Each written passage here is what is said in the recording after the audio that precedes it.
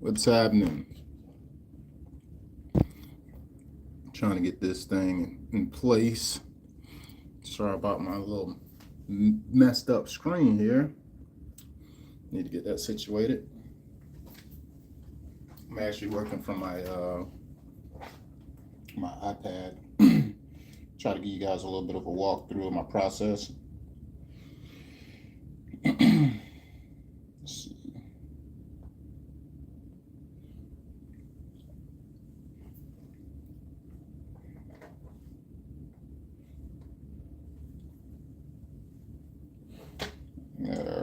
All right.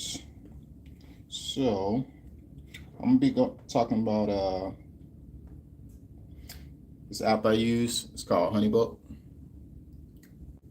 It's pretty cool. It's CRM. I'm actually just getting it set up for my landscape business, of course. Switching over to this CRM. Prior to using this, I was actually using. I've used Jobber, I've used Markate, and I've used not Honeybook. What's it called? What is it called? Yarbook. Yeah, I use a few different CRMs, so I was trying to get something that take a little bit more things off my plate as far as with the process, and I found this to work pretty good for me. Let me give you a walkthrough of. I got a Christmas lighting business, and this was a game changer for me this previous season. So this right here is actually my lead form, which I have posted on my website. Right. So when someone inquires, yes, this video is going to be more so about my landscape business, but I want to show you how I have it set up for another business. If you guys don't know, that's me on the left, far left, and the guys, I got Dennis, got Scott, and got my boy Louise. But anywho, I just want to give you a walkthrough of the full thing because I don't want you to have any type of misconception of you know, what's being excluded out of this process. So me, I like to screen my prospects when they come to my business, so I know they're a good fit to work with me and they understand everything that go into it. So my lead form, the purpose of this lead form is to capture, my clients' information and get an idea of what they're looking for, right? And this goes directly into my CRM. If you guys don't know what a CRM is, all that is a customer relations management system, right? So for my Christmas lighting specifically, I actually have uh, a layout here that I made to kind of just clarify what portions of a house that will be illuminating. So people understand the property features as far as the front roof line, columns, roof ridges, like all those things are different price points. So I try to give them a understanding before they actually fill out an inquiry. So when they look at, certain features that they're trying to select down here within the next section, they got an idea of what they're selecting. So the first section here is saying, what would you like to illuminate? What would you like illuminated? So they can go from front roof line, roof ridges, columns, garage outline, reefs, trees, bushes, handrails, walkway outline, neighborhood entrance, and that's more so for commercial properties, business sign, commercial properties again. Then I have what type of property is this? Is this residential or is this hold on, it look like the screen is not clear here. And you guys can't see. Hold on. Let me get that situated. Okay, there we go. Why is it doing that? Come on now. Don't do it to me. I'm trying, y'all. I'm trying over here. Hold on. Let me see if I can get this thing to focus. I don't know if the screen is too bright or what.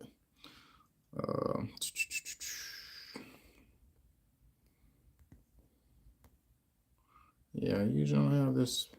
Well, I guess I don't usually record a screen, but let me try to get this clear. I just noticed when I'm trying to show you guys, it's not showing clear to you, so bear with me for a second.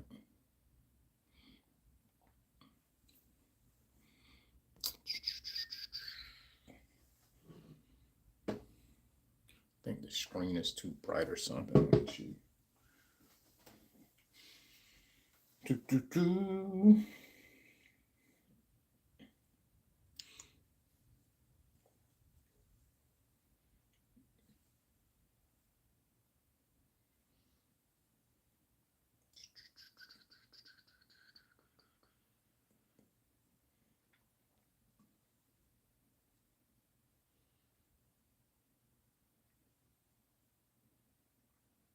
Changing the color on the screen a little bit because I believe it's too bright or something, guys. And you know how that works when you're trying to record a screen. I'm not at a movie theater, but it's not. Let me do what I need to do. Just a second. Just a second. I'm working. I'm working.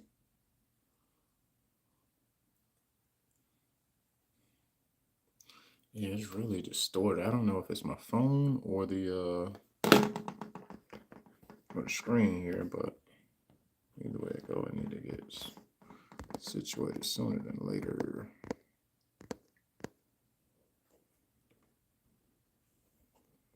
It look like it's zoomed in like crazy. Hold on.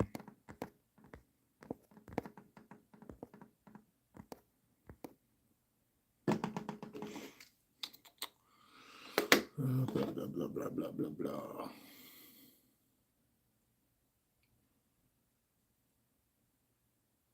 I've been struggling to get this stuff situated, man. I'm gonna get it though.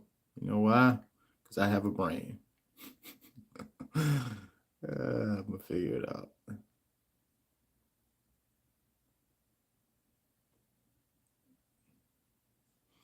Let's go back to the main screen. See what happens here.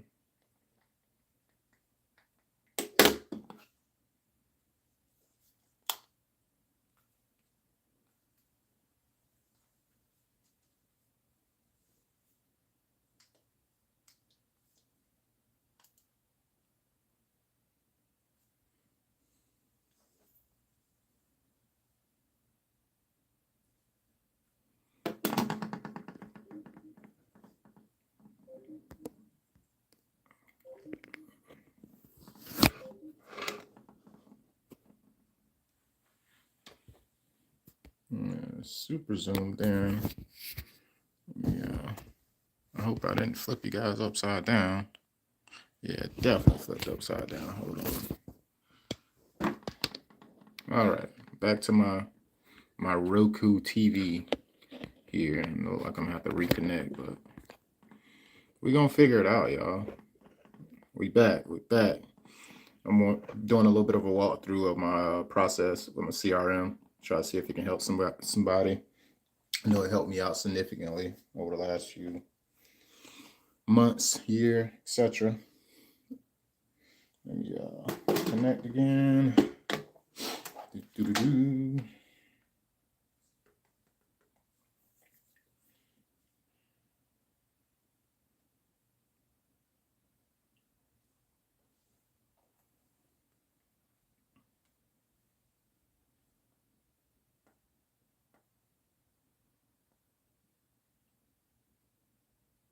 All right. I am connecting again.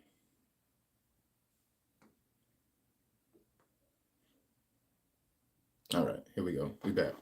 All right, so I was talking about these property features that I try to call out so people have an idea of what I'm talking about when they're referring to something that they would like illuminated on their house, so they can have a better understanding. Moving down, it's asking, what would you like to illuminate it? And it basically points out all those features that I just showed you. And some of the stuff is self-explanatory, like bushes, trees, etc. Like that stuff is self-explanatory. And then it asks them if it's residential or commercial. You see all these questions I'm asking, guys? And then it says, what colors would you like? Whether that's candy cane, multicolor, different color variations. Traditional warm white is, of course, at the top. That's typically what we install on majority of the clients' homes. What style of roof do you have? Composite shingle or metal? This is important for me. So I'm asking really important questions because I want to make sure when I get to a property, I know what we're getting into. It's not easy to travel on a metal roof. It's very slippery. There's more risks involved. So the price is different based on the severity of the complexity of the project. Meaning if we can't walk the roof and we have to use a boom lift because it's really high, etc., and stuff like that, we charge a certain price point based on, what's required for the property. Every property don't require a boom lift. However, we do use a boom lift for a majority of our properties, being that we have 2 and 3 story clients.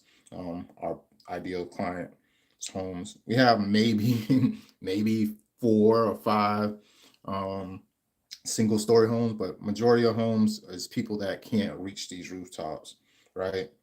The next question is, which one of the most important, as you can see, what is your budget? What's your project budget? So we start at $1,000 for like our 2 stories, 3 stories and above. The only person who can start at like a 599 package, that's more so like a single story home. That's the only house that can start at that price point. And reason being is typically when we're going up 2 stories, there's always some part of the property that's more complex and there's more risk involved. It's just the way that we price out our projects and things like that. That's basically our minimums. Then I asked how they hear about us. How did they hear about us? Whether that's Facebook, Instagram, Nextdoor, Flyer, Google, or is it a returning client? Which returning client, they shouldn't be necessarily filling out a form. The only reason they would be filling out a form is if, like, I had a client that, they went with us for 1 year and then they skipped us the next year and they said they couldn't afford it or something like that. I believe that was a time during COVID or something like that, if I'm not mistaken. They said they were going to skip service or whatever. But the next year, of course, in 2022, I believe they tried to join us again. So yeah, that's an option there. And then what is your preferred communication method? The purpose of this question is to understand my client. Like me personally, not to say I don't like talking on the phone, but I want to know what they prefer. Do they prefer a phone call? If so, I'll call you. If you prefer email, because or a text message because you're more so don't want to necessarily talk to me and you already have built trust based off of you seeing properties that we've done. Maybe we've done a neighbor property or something like that. It's just a little bit of a trust factor that's there if they're just accepting everything virtually. We had a client close this year, 7-8K ticket, and we never had a conversation on the phone. So it's really preference, and I make sure I take note of how these people want to communicate, and I meet them where they're at on that. Then, of course, at the bottom, this is where I get their name, their full name, of course, email, property address, and their phone number, right? From here, guys, their information, when they hit that button at the very bottom, you see that next button at the bottom right?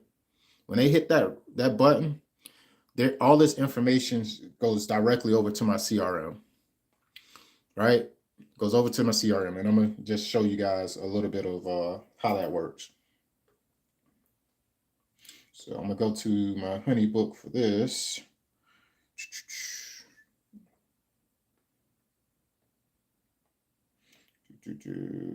All right, I'm going to take you into my holiday lighting quote, right? This is the primary. Well, let me show you when they hit the button, right? They come into my pipeline. Let me show you my pipeline. Uh-oh, somebody need to make their payment. I don't have a card on file with them, which I need to. But yeah, I'm going to show you my pipeline. See right here, you see where it says active projects, and then it says inquiry, brochure sent, proposal sent, client reviewing, proposal signed, deposit paid, payment complete, scheduled, completed, archived. Archived is usually people who I sent the estimate and it expired after a few days. I usually put expiration dates on the inquiries. But for instance, when someone comes in, I'm gonna go to the archive just to give you an example of this. I don't want to put clients' information out there that even though I haven't done business with them. Anywho, when they come in, right, I'm gonna show you what I send over to them initially. It's a brochure. So as soon as a client fills out the inquiry form, guys, all their information comes into the system, and within like I would say not 24, within like 60 seconds to 2 minutes, this right here is sent to them. This is actually considered a brochure, and basically I'm trying to further educate them on what they're getting themselves into. I want to confirm each time, like along the way, because it's a costly service. It's not a cheap thing. People can expect to spend over $1,000 per ticket, and I don't like to mislead people. So once they fill out my CRM, my lead form, it pops into my CRM with all the information, and then they get sent this service guide, right? And it's basically explaining what do we do, okay? What's the service? We can create a conceptual design. We install it, maintain it, and remove it. And it basically gives an overview, and it shows, pictures of stuff that I've created. Everything you see right here is custom created on, design software. This is not within the system, and I can share this, and people can utilize it, like if there were, another Christmas lighting business or something like that. But what areas will we help? Strategic planning, safety, all-inclusive experience, and time. And if you could see those breakdowns of everything, strategic planning, we work with you to design a lighting plan that fits your home layout, style, and budget, ensuring your complete satisfaction. What does that mean? That means like when I send out a quote, it's not just a one conclusive pricing. I listen to what they want based off what they selected on the lead form, and then I create a lined item quote so they can select what fit their budget. So when people say, what does something like this cost? I can tell them, hey, it can cost, it really varies based on what you select. Like for a basic roof line, it depends on, hey, do you want the roof line? Do you want the ground?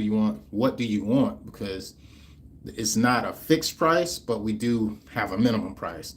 So if they're just saying the front roof line, it could be definitely within $1,000 range just because it's a 2 to 3 story home.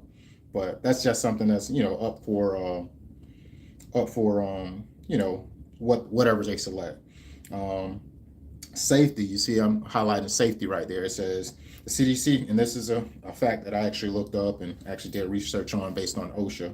The CDC reports that there's more than 150,000 Americans that receive medical treatment for roofing accidents each year. Our trained team of professionals aim to keep you safe and off the roof. Right? So basically, you're gaining safety by working with us.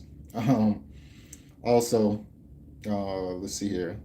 All-inclusive experience. You don't have to worry about buying, storing, untangling. We provide high-quality commercial-grade lights, install them, and pack them up at the end of the season, right? So I'm just letting them know so they don't have a misconception of the service. And if you guys are wondering what this bridge is, this is actually a bridge here in Charleston that's pretty cool, but as you can see. And getting ready for the holidays can take hours, days, or even weeks. We're here to lighten the load by taking care of the biggest task, your exterior holiday lighting, right? So I'm reconfirming what we do, and how we can help them.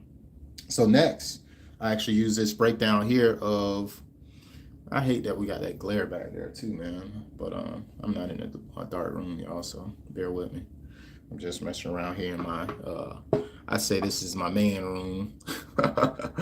It's a little living room that I like to hang out in. So bear with me with the glare. Hopefully I'm just trying to get the message across so you guys understand how you can utilize this if it'll be helpful. Of course, I left a link in the description, so if you guys wanted to try it, you could. I'm trying to keep this phone from bouncing down. All right, we'll be all right.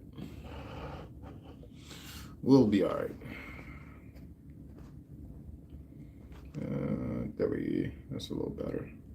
All right. So it shows what oh my bad. It shows what product we use. Use commercial grade products. Our commercial grade, energy efficient, ultra bright LEDs are unlike anything you find in the hardware store. Our lights are 7 times brighter, more energy efficient, and can be customized bulb by bulb. Customize your color and cut wiring. So it's showing an image over there, guys. On the right, you see the first arrow on the far right. That's actually something they would get from like a Home Depot or Lowe's or even a hardware store. And in the middle, as you can guys see, those bulbs are much brighter because those are considered commercial grade lights. And all these bulbs are pretty pretty custom. We actually have to twist them in each socket. They don't come on one strand and everything run together. But I'm giving you guys a layout of the framework, how I have it laid out to where it's actually working really, really cool for me.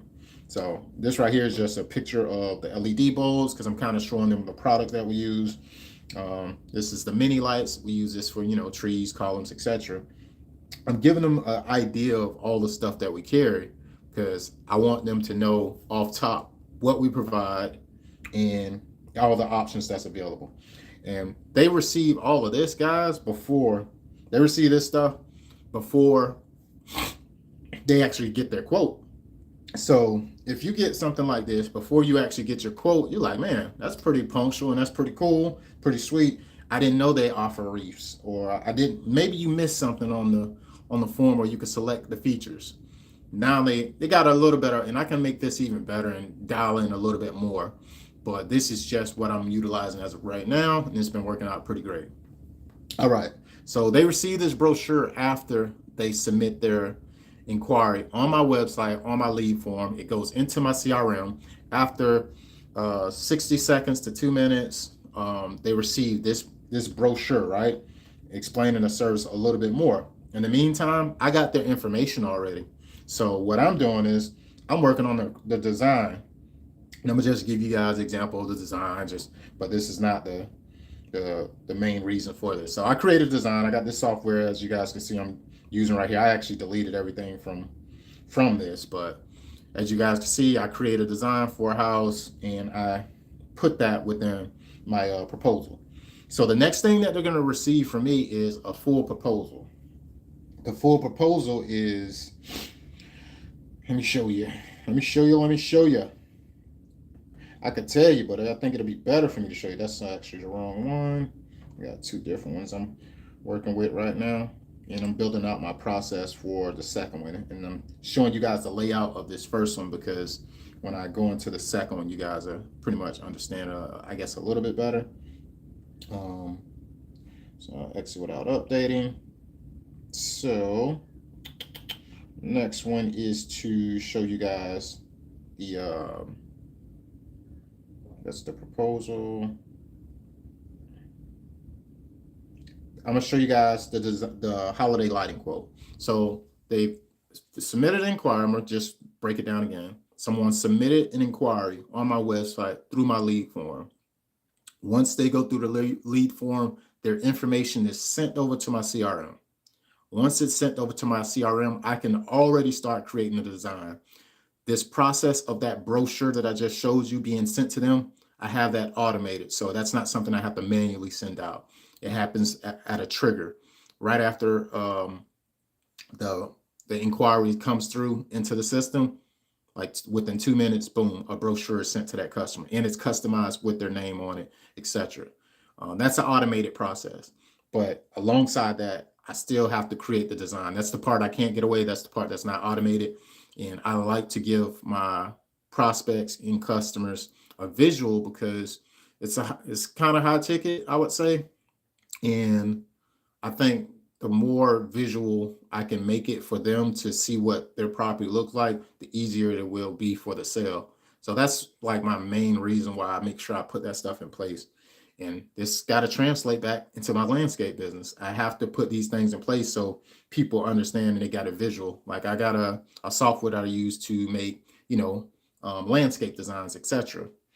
But let me go into my holiday lighting quote because this is something I created as well. This right here is this process, what I'm using within the CRM, is called a smart file, and it's really custom to where I can make it have whatever I want it to have in it.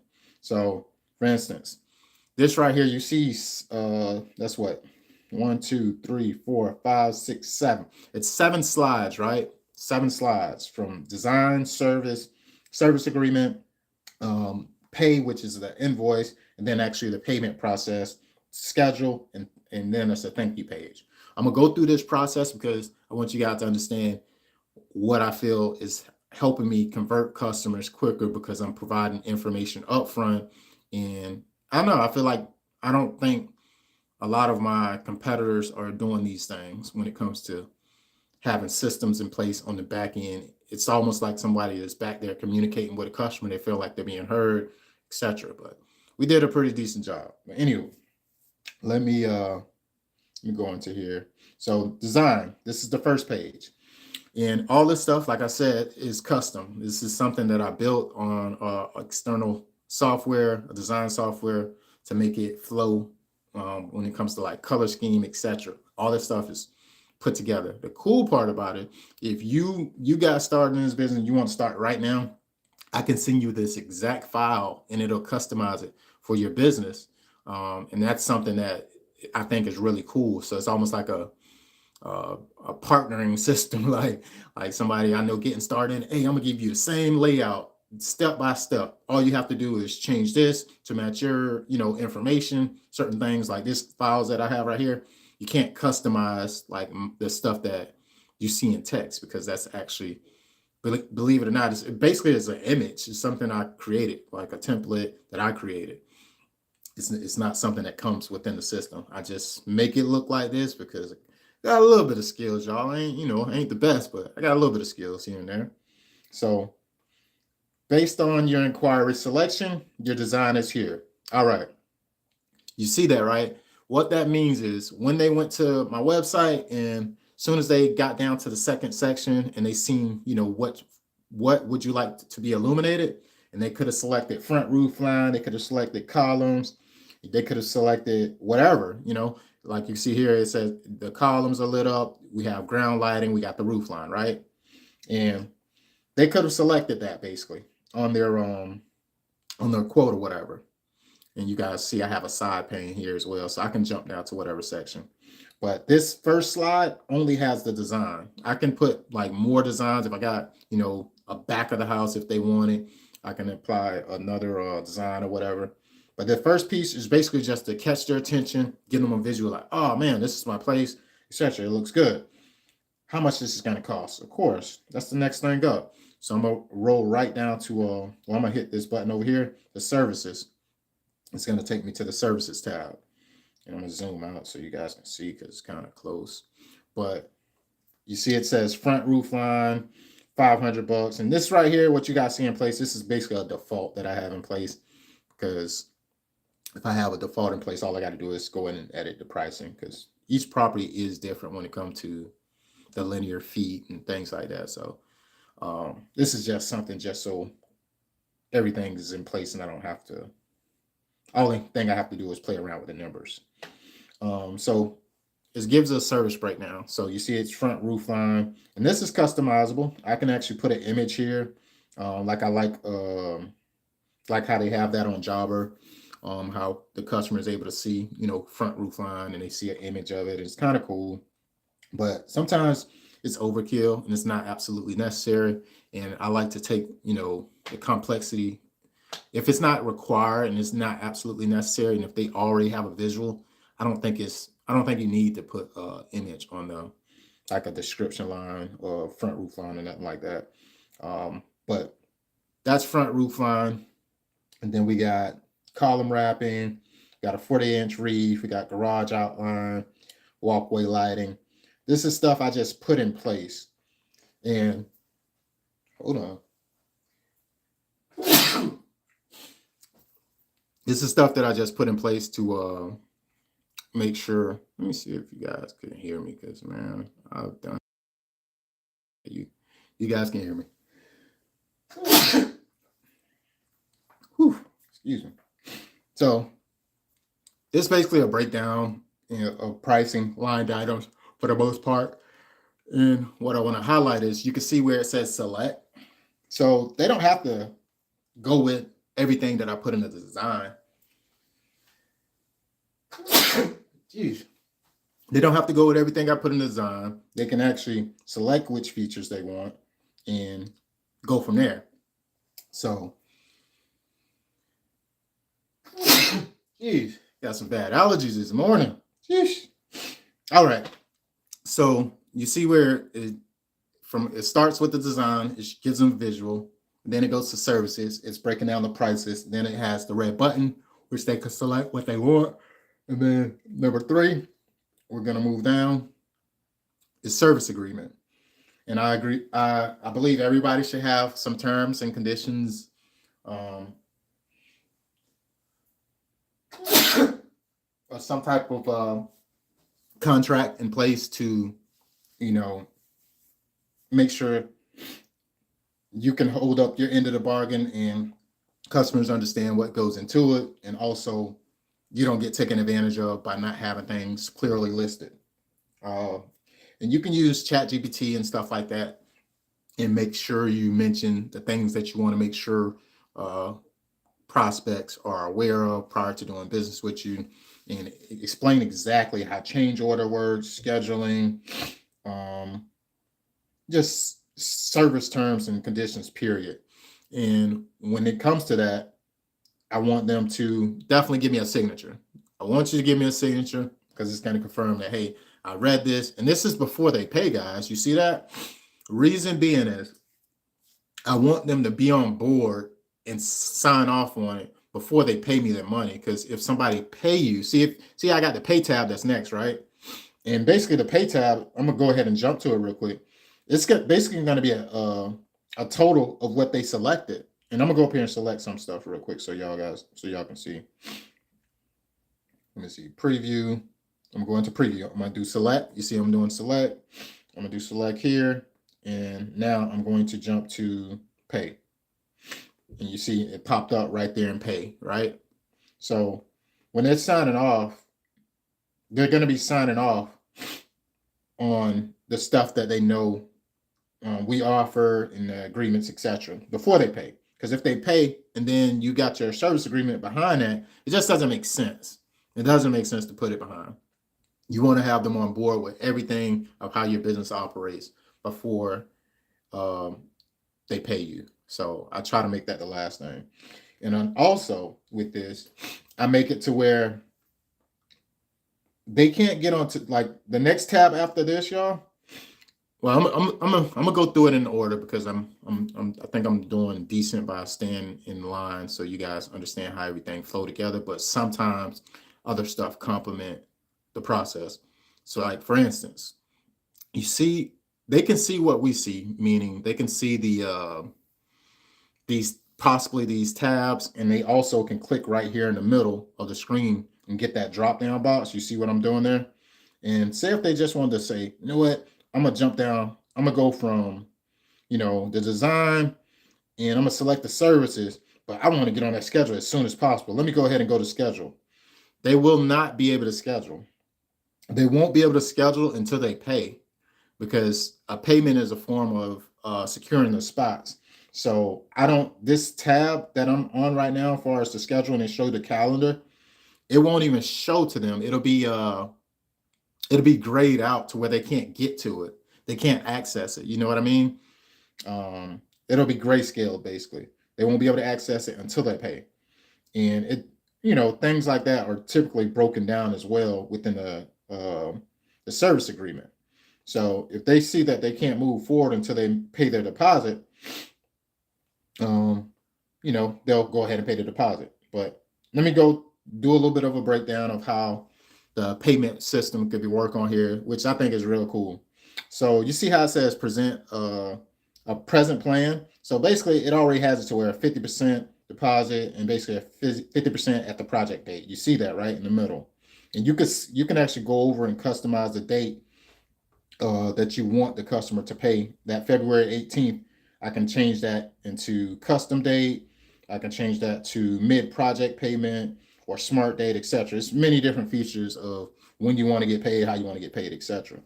But what I think is super cool, and I utilize a lot this season, was this one right here, which says client selects plan. I love this feature. I love it.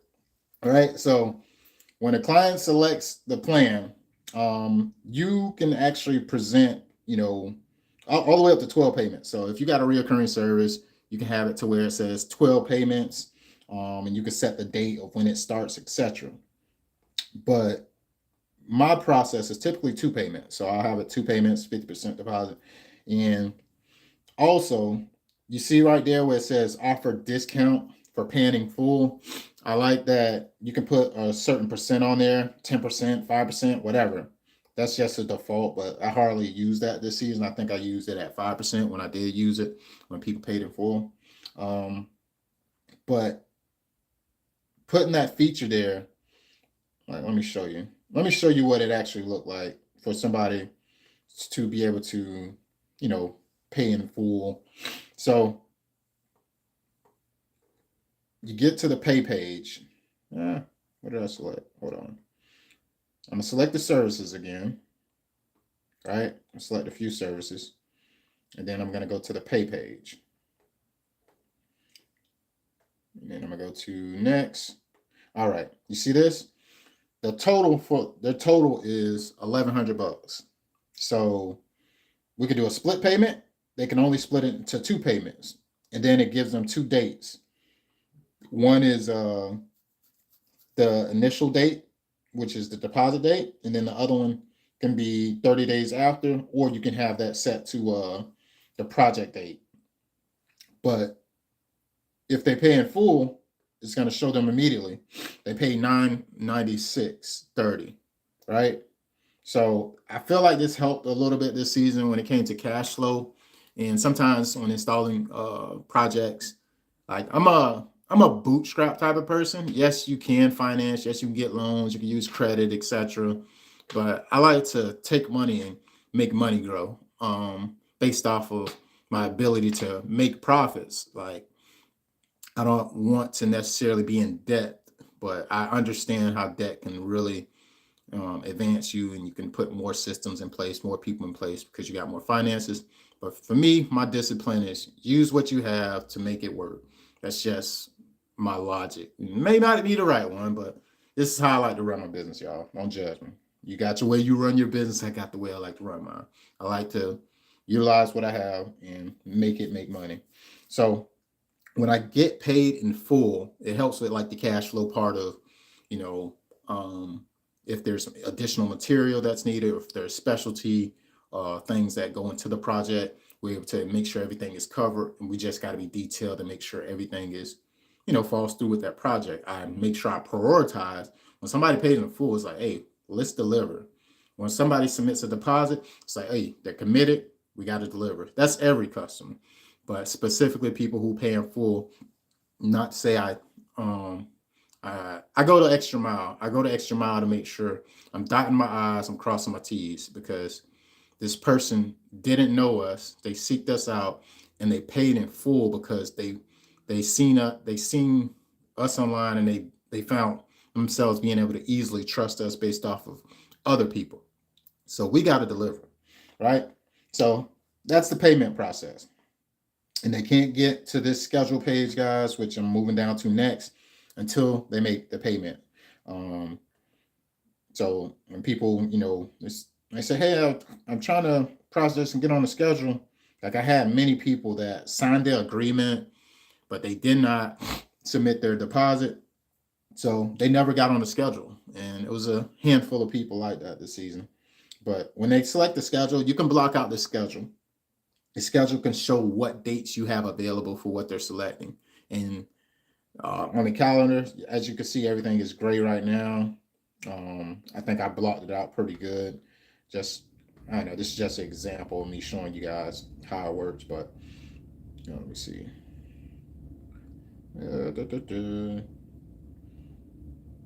Yeah, anywho, this is just an example, but this calendar, they'll be able to select their date. And once they select the date, they can select the time. I got it for a 4-hour duration.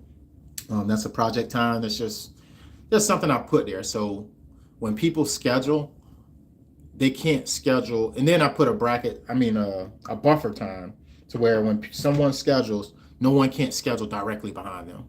It must be after a 4 hour window, either a 2 to 4 hour window in between. And if it is, we only select a certain amount per day, etc. I have cutoff times on the days that we're operating. So that calendar, you can really tailor it to the dates that you want available. And I'm gonna be utilizing this for my landscape business, for my sod installation and stuff like that. Those are projects that get scheduled out. As of right now, I got 3 already in the books, and people are going to be utilizing this system within the next week, 2 weeks, because they'll be able to see, okay, I want this side installation. I got the quote. This is what the calendar look like. Like, I just want to make it easy as possible to get on the schedule and understand that everything that's going into the proposal process. And then the last page is the thank you page. So once everything is submitted, far as they submitted their payment, they looked at the design, etc. And hey, thank you. Let's move things forward. We'll be reaching out to you to confirm your project dates shortly. So basically, that's me confirming what time. And I try not to give people specific times still to this day, because there's things that happen. There's variable factors that sometimes we can't control, Mother Nature, etc. Whatever happens. So if I have to reach out to them and let them know, I'm thinking of using my bookkeeping business as well. For sure. You should. But this right here is basically my little bit of a process. So now, what I'm doing right now is I'm working on duplicating this whole process for my landscape business. And like I say, it could be a challenge, but what I do have is I already have a framework, and that framework is similar to the one that I've been using on my Christmas lighting business. But you can go into ChatGPT and say, hey, like the first question I asked was, are you familiar with smart files on Honeybook CRM, right? And after that, it asked me, what are you looking to do? I'm trying to create a proposal for Long Reputation. It already know my business, and I would like to create a unique one, right? So you see these bullet points it's giving me? This is almost a simple process I'm already following. I'm already doing this stuff that it's giving me, but I need a simple layout. So I was like, if the primary service proposal that I would be promoting is sod installation, give me a layout of what I should include. And it's giving me a cover page. Then it's giving me a client personalized section. I definitely think that's optionable, but I'm actually going to include just from the 1 and 2, I would just do 1. And I feel like I can probably put some customers' testimonials and stuff like that, because I see they got that down here in the number 6. But it does have, like, this area right here is what I'm trying to figure out right now.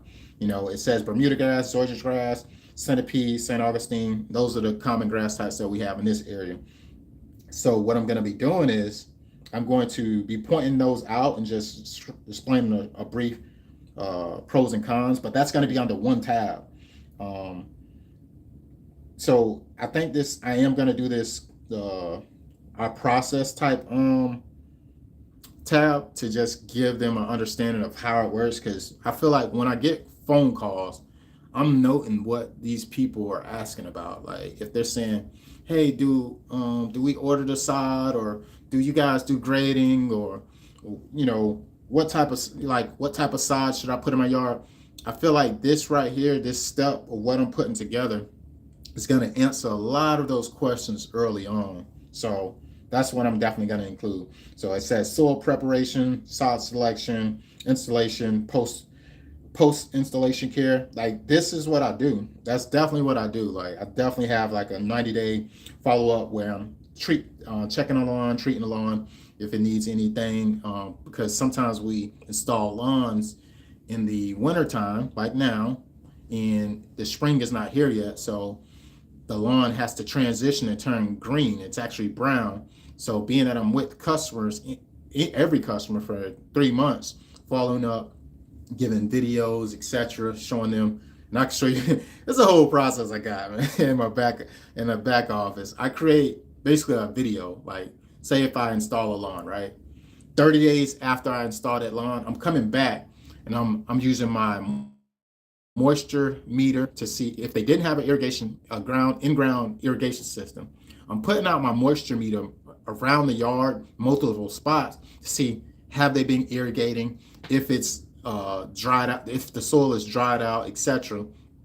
And I can give them a progress report of, hey, I see you guys are watering, but on this side of the yard, it seems like it's a bit dry. So if you guys can like make sure you increase the time that you're watering in this area, we want to make sure this lawn takes root. Like, they appreciate all of that. And I give them a full visual. If I see any weeds popping up, hey guys, I know you guys see these few weeds that's popping up, but from what I understand is you have a maple tree that's dropping all these brown seeds in the grass. So those are actually baby maple trees just trying to start rooting or whatever.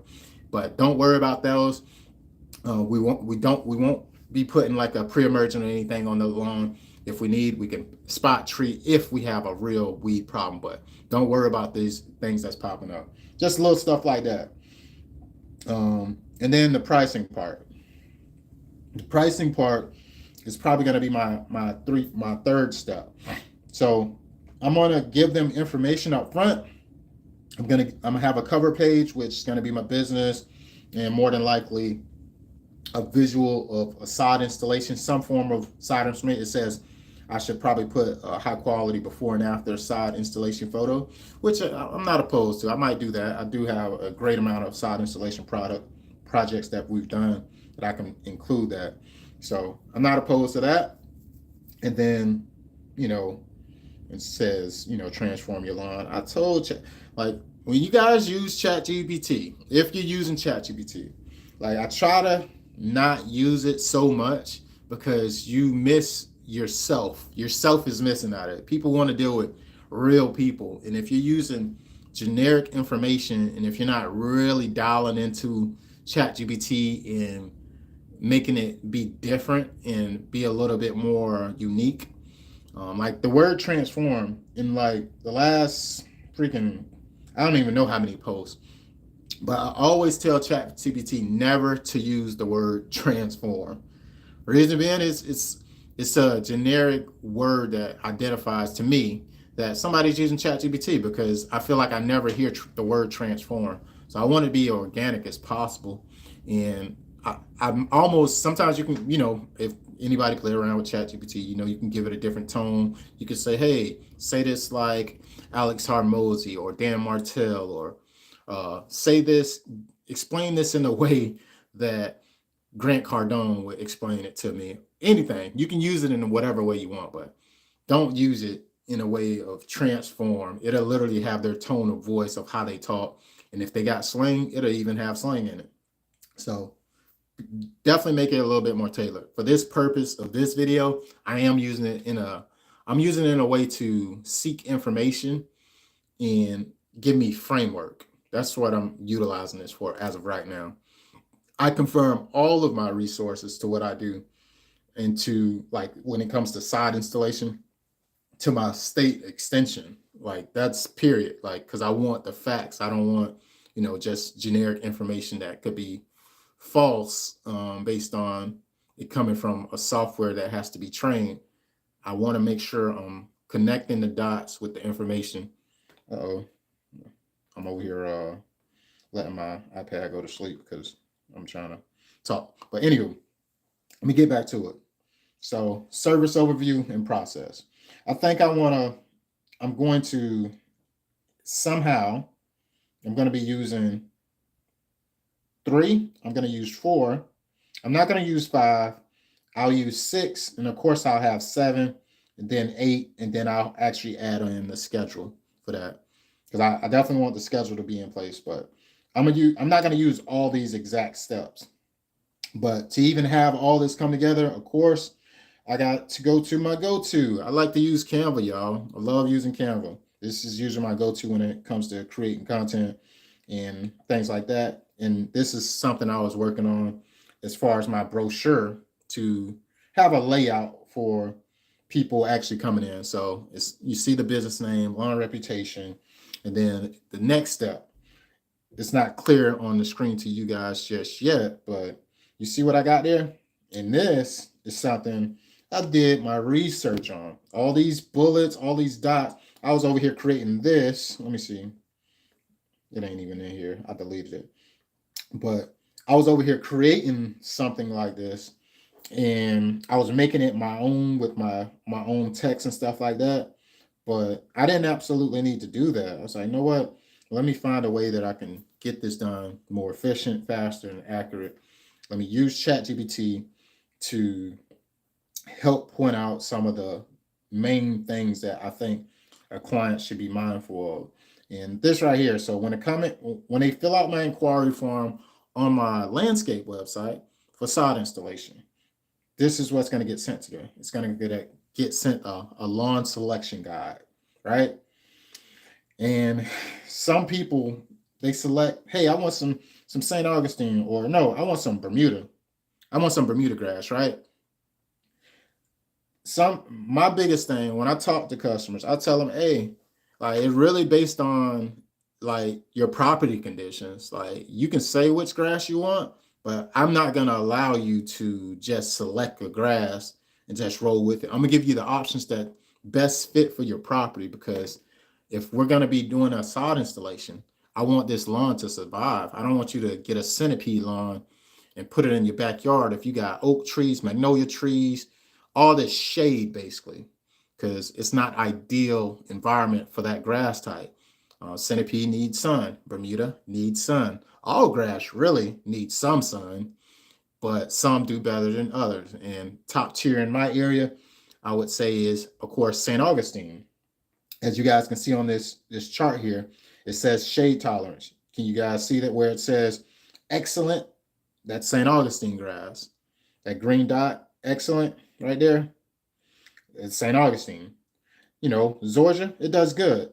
And I try to be transparent as possible and explain all of this to customers, because it's like, I don't know. Sometimes they just don't know. They just don't know. And as the professional, you should be coming in and giving them perspective on what happens when you use different grass types. And my favorite uh, analogy to use with them is to like, hey, if you install, a Bermuda lawn in your backyard and it's all shade and you're not getting enough sunlight, it's not going to die immediately. It's going to be a gradual process.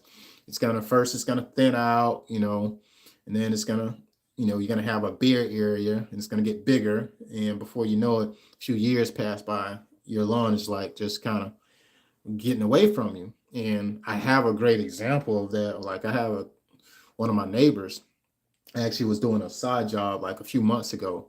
I'm just giving you guys a little bit of context, but I'll tell them this exact story. I said I had one of my neighbors. They actually had a company come in and install sod, and they installed Bermuda, and they have pine trees, oak trees. Their backyard is literally all shade. Like it's not exposed to sunlight, and it was a decent sized yard. It was like I think 10,000 square feet, decent sized backyard, and they spent thousands of dollars on these pallets, etc. And that's why sometimes it's like when people don't put the right information in place, as far as educating the customer on what's possible, it can be really problemsome. Like, and I don't mean to down the other contractor, but like I'm just being transparent to say, because it made me a little bit upset because they couldn't even get in touch with the person anymore.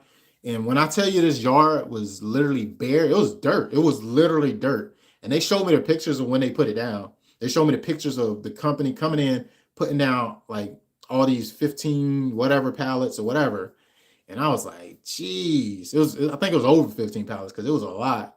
And I'm like, man, I said that backyard looked really good. It's like, yeah, but it's like it really died fast. It died fast, fast. I'm like, geez. They said, yeah, they came back. They came back there and they had weed whackers, and they just weed whacked the grass that we had. They weed whacked it all the way down, and then they just put the grass on. And they didn't put down any like fertilizer or nothing like that. They just put the grass down. I was like, man. So I don't know. I felt bad about that, but anywho, that was just example why I have this in place, because I want the customer to understand, hey, if this guy said this is what I should be looking out for, etc., that's what I'm gonna be mindful of. If I don't hire him, at least I know what realm of grass, because I'm not a forceful person. I don't want every single person to hire me. My price might be too high or whatever reason they don't want to hire me. At least they'll have the right information to make a good decision on what to choose, because I gave them the information to make a decision. That's how I sell, guys. I don't be forceful. I present people with the information and I give them the ability to make a decision to buy if they want to work with me. That's just what it is. And I feel like that's fair. Like, I don't like nobody coming up to me trying to sell me stuff. But I've been a little bit more open these days because I like to learn people's tactics and if it's working or whatever. But anyway, I digress. So this next piece here, being that you guys see me have this, like, to be honest, this right here is just a brief example. This is showing the 4 different type of grass types that we have here, but it get a little bit deeper than that.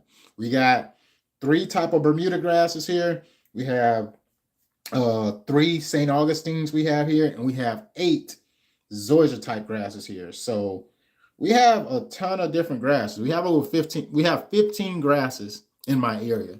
Like, if we talking about cultivars, we got Empire zoysia, we got Xeon zoysia, we got Palisades zoysia, we have Innovation zoysia, we have Icon zoysia, Xeon, Zenith.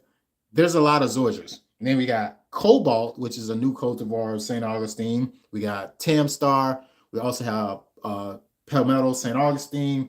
We have Celebration Bermuda 419. And you got different sod forms. I think they're just giving it their own name, but they got the Tiff Turf, which is super sods. And then we got the Centipede, which is basically a common centipede. But there's a lot of grass types here, y'all. If I really want to get into the weeds, but I don't want to get people confused. So let's keep it simple. We're going to stick to the top 4 and usually the characteristics of that grass type, because I think that's what people need to know versus trying to confuse them by telling them, hey, we got all this craziness. I do like to play around with different grass types, and I feel like I'm going to be making videos specifically about those on my, my YouTube business channel, because I feel like it's necessary.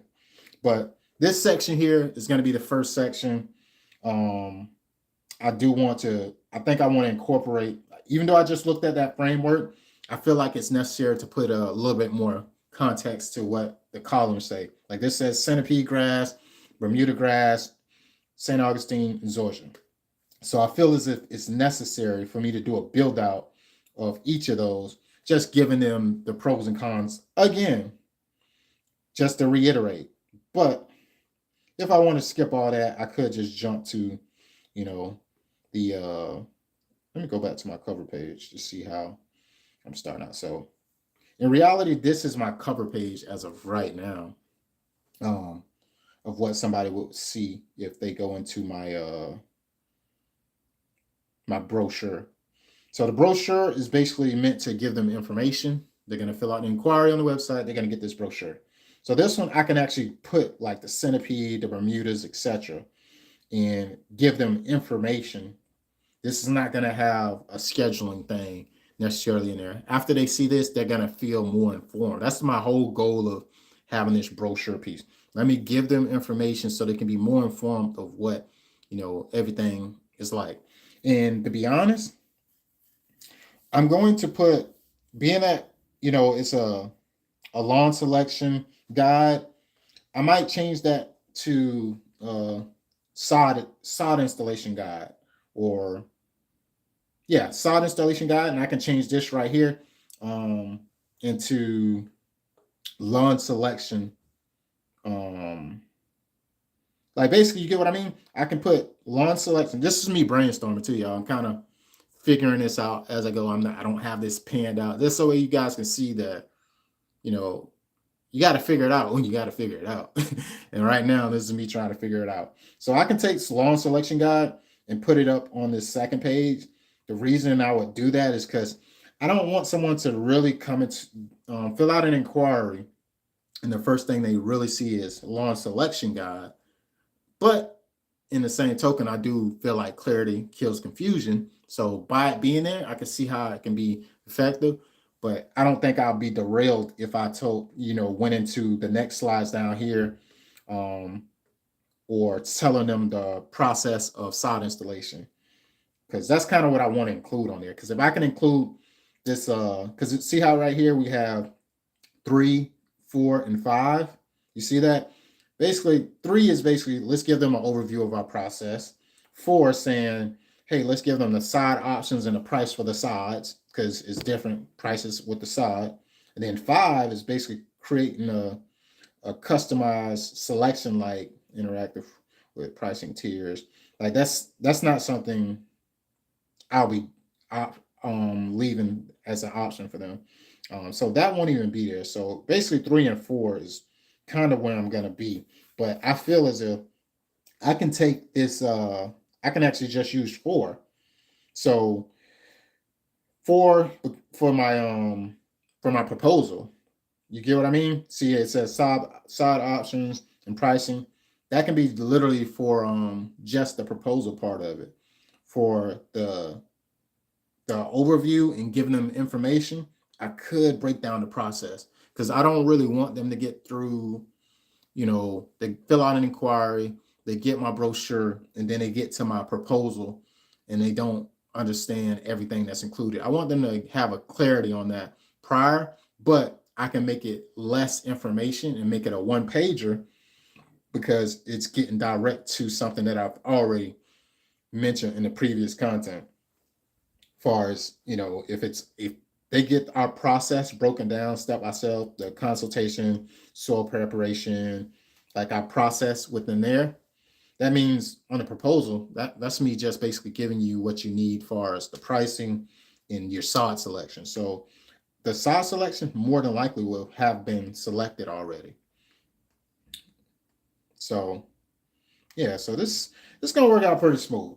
I sometimes I get caught up in the weeds on the all the information that I'm trying to put in place, man, because it can be a lot. It can be a lot, and sometimes framework, knowing how you want your prospect to engage with your content and your business. Like, you get one time at a first impression, and if you're able to have all the information at hand without guessing, like, I feel like customers appreciate it, because I be appreciating when somebody got it laid out. Like, my CRM got stuff laid out for me to be able to line up once I learned how to really dial in to make it work for me. It's sweet. It's just real sweet, man. It's real sweet and less headache. So my prospects will be able to schedule a consultation um, based off of whew, based off of receiving my brochure and putting an inquiry on the website. At one point over the last few years, I did charge for consultations. Um, like, if somebody wants I don't know, the person who said free estimate and all that, they need to be kicked in their behind, because people in the business world, they get their time wasted by somebody who's price shopping. And my way to uh to move the tire kickers out of the way, per se, is to screen these prospects by asking them all those questions you guys see me ask on my other inquiry form.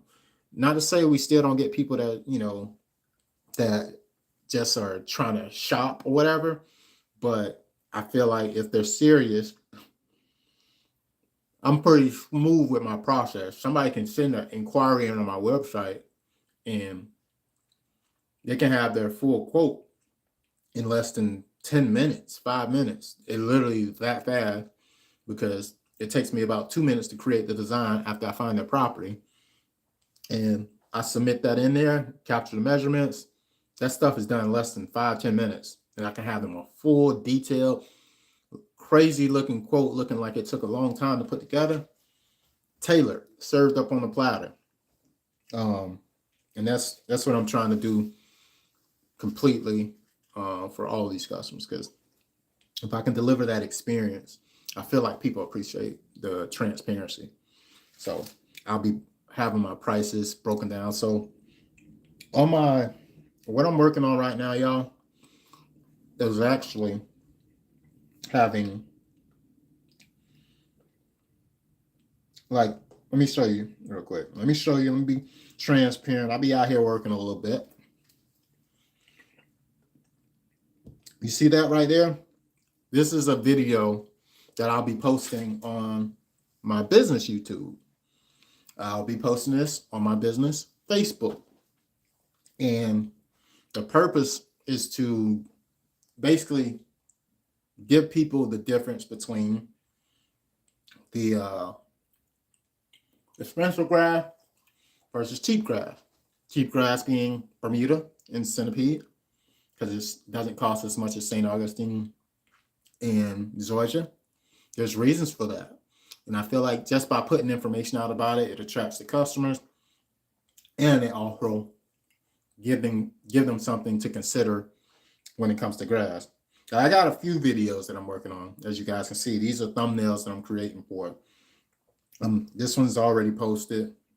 But I'm creating this stuff to educate my clients. The more information you can put out about it, and not just posts, not just a post saying, this, that, and the third, because not to say I don't like posts, but what's happening is this. If you go on Facebook, I'm sorry I'm talking this way, y'all. I'm eating.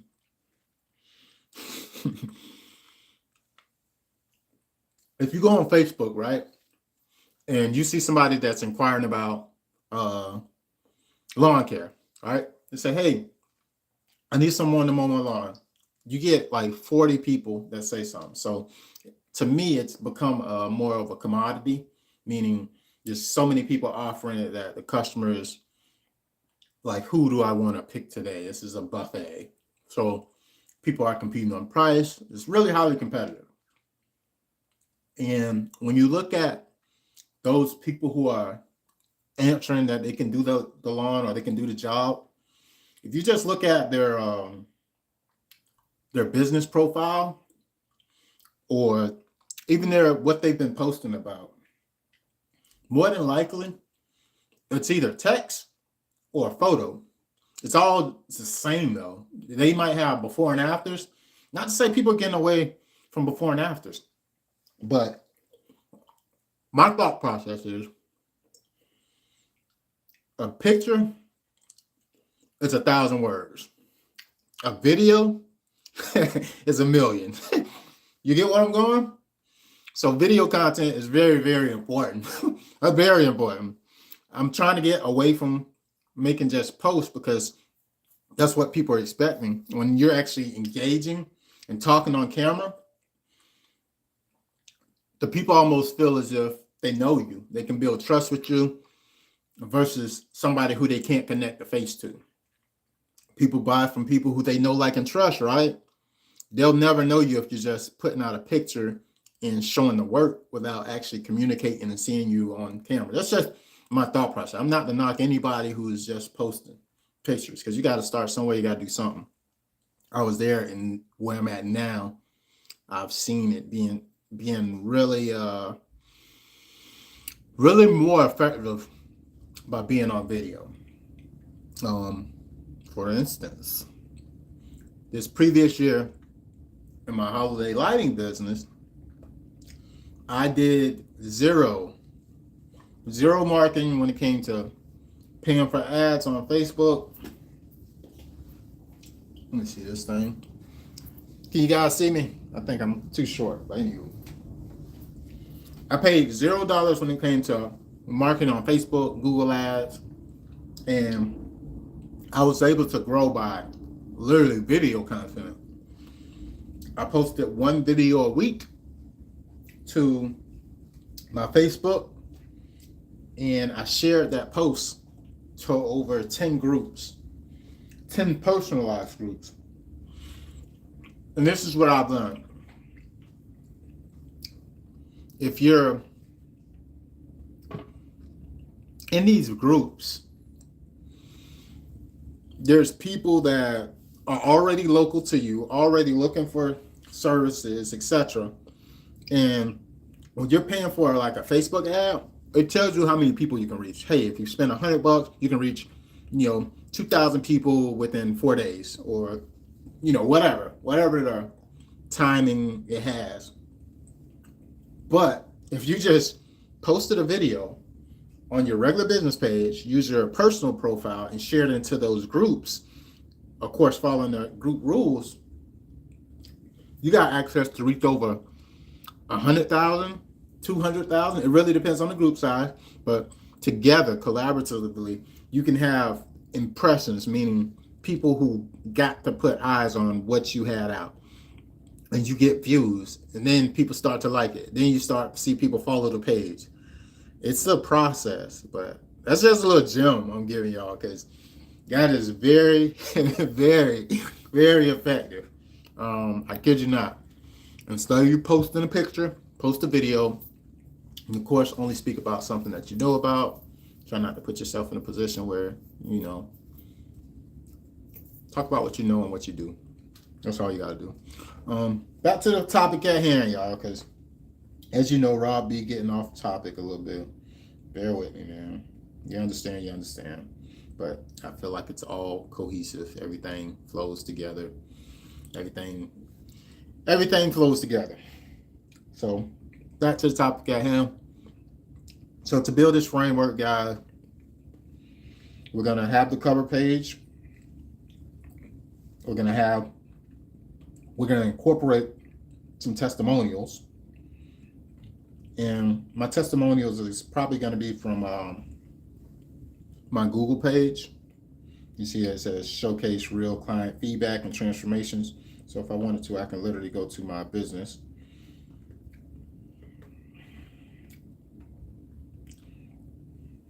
No, I got a better one for you. I got a better one for you, y'all. Here we go. Lawn care. Boom. Of course I'm popping up. Oh man, who is these companies? Oh man, am I even on the list? Oh boy. All right, let's get a little bit more granular, because I was over here trying to flex. All right. Lawn care, North Charleston. They've been changing this thing up like crazy. I ain't even know what is happening. I don't even see myself on here. What is going on? Oh, I got lawn service, not lawn care. All right, let's try that again. What you type in does matter. All right, so now you guys see me. You see me? Yeah, lawn reputation. I'm up there. But anywho, I'm gonna go into, what was I gonna show y'all? This is my train of thought here. What was I gonna show y'all? I was gonna show you guys something. Oh boy, what was I gonna show you? It'll come back to me. Framework. I was talking about framework and the layout. Don't want to get off topic, so let me get back to where I was. I was going somewhere with that, y'all. But I guess right now I can go back to what I'm trying to improve on right now, which is this lawn selection guide, because I gotta have my process work the same way, because I feel like it worked out really well. So right now, for Centipede, right, I like to use Clemson, because at the end of the day, this is our mecca of information that's not really debatable. They talk about facts, there's science, there's research, etc. So I try not to I don't copyright. You see all this information here. It's basically explaining, hey, what Centipede is, what type of, where it comes from, all type of stuff, right? pH level, blah, blah, blah, blah, blah, blah, blah. My purpose of putting Centipede down is, it said will tolerate moderate shade, as you guys can see. When you're getting information from ChatGPT, definitely confirm it where the facts are at, and based on experience. Like I've seen some centipede that do okay in part shade slightly, but for the most part, it does better when it's in full sunlight. Period. Um, and stuff growing fields, but it doesn't. However, in order for centipede to grow well, it needs at least 6 hours of full sunlight. You see that? It does not tolerate traffic, compaction, high phosphorus soils, high soil pH, low potassium soils, excessive thatch. Like you see all these facts, and then it say, see this, boom, and I can hit that link, and it's gonna direct me over to some more facts about centipede. Let me see. Look at that. It just sent me to another article. Of course, these things get revised. This one got revised in 2016, but for the most part, it gives you a great amount of information about the grass type. So let me see here. If I wanted to paraphrase, this is what I would do. Centipede is a low-growing grass, medium dark texture, naturally yellow-green colored perennial turf. Its low fertility requires low fertility requirements result in slow growth and reduced maintenance. Centipede is naturally a Granny Smith apple green, over fertilizing to obtain unnatural dark green color, which people do with iron all the time, with ironite and all these other stuffs that they utilize. Like, gotta know about the grass type. So right here it's saying increases the thatch layer and usually increases the long-term maintenance problems along with eventual turf failure. Like I'm being selective of the information that I'm going to put in place for these prospects. This stuff that they don't know. Yes, they can probably research, but it's not going to be as granular as it is in this post. Where you're getting the information from matters so much because I'm in the coastal area of South Carolina, and that means the climate is slightly different. So it's not as cold. We don't get snow here often. We don't have Kentucky bluegrass. We don't have turf type tall fescue, the rise, etc. We don't have that stuff. So when you get generic information from like a Lowe's, Home Depot, or something like that, the information can be skewed because they're trying to sell a product. Like I hate that people can go into a Lowe's and Home Depot and buy, Kentucky bluegrass, and you in Charleston. Like, what you doing? You gonna put it down for the winter and it'll be dead, before the spring. That's not gonna last all year. But you don't know that because you didn't, I guess, do your due diligence by reading farther. But I tell everybody when it come to like certain things, just read the labels and stuff like that. But you know, they're in business for a reason. But I connect everything to my local extensions. That way I can have factual information and I'm not just talking out the side of my neck. And plus I got the books and stuff from Clemson, the core and all that stuff. We had tests and stuff to take to get your license for herbicides, ornamental turf. So that's something I have an understanding of as well. But I still reference this website. That way I can have clarity each time in case I'm missing something, because they have many different articles and blogs about stuff like this. That way I can create the necessary content on either my website, my business page, etc. Like you see all these details, like it's talking about varieties, centipedes are available, including Centennial, Oakland. Like you see all this stuff. Like people don't talk about all that. They don't, talk about the different types of centipede that's in the area, etc. But it's information that I feel is necessary at times. But is it absolutely necessary? Probably not. I don't want to take people down a rabbit hole as far as the customer. So I'm gonna keep it surface level. And I think what's important for me to explain within this brochure piece is they're gonna be coming in to select the lawn. They're gonna see that, hey, there's different types of grass types. And then they're gonna go to a visual that's giving you a breakdown of actually the centipede grass. It's just gonna point out some key things that maybe this chart didn't point out. Like I don't have color in here, as you guys don't see. I was trying to keep this thing simple to where it shows medium, low, high, basically that type of structure. But in the same token, I can elaborate on some details that require a little bit more text. So I'm gonna go back to here, and I am gonna mention the crabapple color because um, I feel like it's necessary when people are thinking about color variations of grasses and stuff like that. So I'm gonna go here. Centipede is a low growing grass, medium texture, naturally yellow green. Boom, boom, boom, right there. This piece is what I will be, putting in the my description, if you would. And I'm going to use the same type of text that I'm using in the, let me go here. I'm using the same type of the font or whatever. I'm going to duplicate. I'm going to drop this down here. And all I got to do is paste. If I was copyrighted. But I tell you guys, I try not to copyright, right?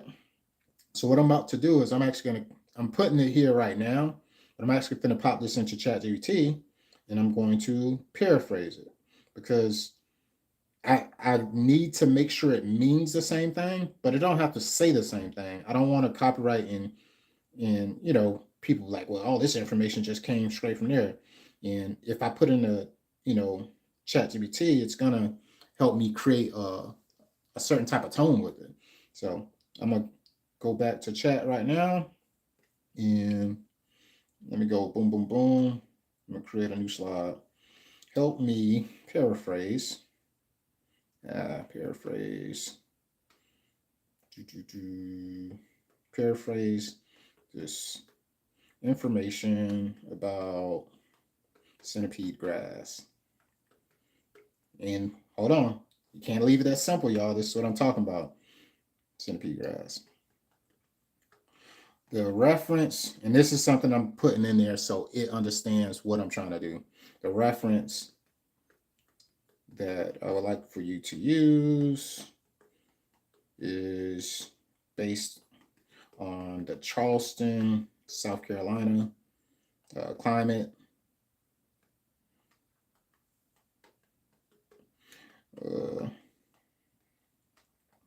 Which is considered Zone 8B. Let me do a comma here, which is considered Zone 8B. That's my plant hardiness zone. If you guys know about plants, certain plants grow in certain area. Grass is a plant. Zone 8B. Zone 8B. And plant hardiness map.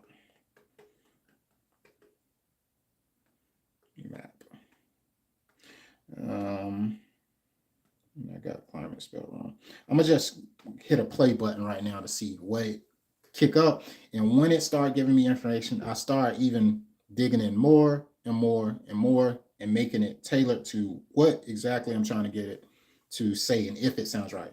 Okay, sure, share some information you'd like to paraphrase, and I'll tailor it specifically for the Charleston, South Carolina. See, I got to understand. Okay, I make it tailored for Charleston, South Carolina, Zone 8B climate. Okay, now boom, I'm gonna hit the paste. Boom, and see what it does. Centipede is a low-growing and medium-textured, naturally yellow-green colored perennial turf. Now, I know that's simple. There's only one line, but I wanted to paraphrase. And sometimes it's lame. Like right now, I feel like this is lame. Centipede grass is a low-growing, medium-textured, perennial turf with a natural yellow-green hue. I guess that works, but I don't know. I don't really need to be. I might put crabapple color.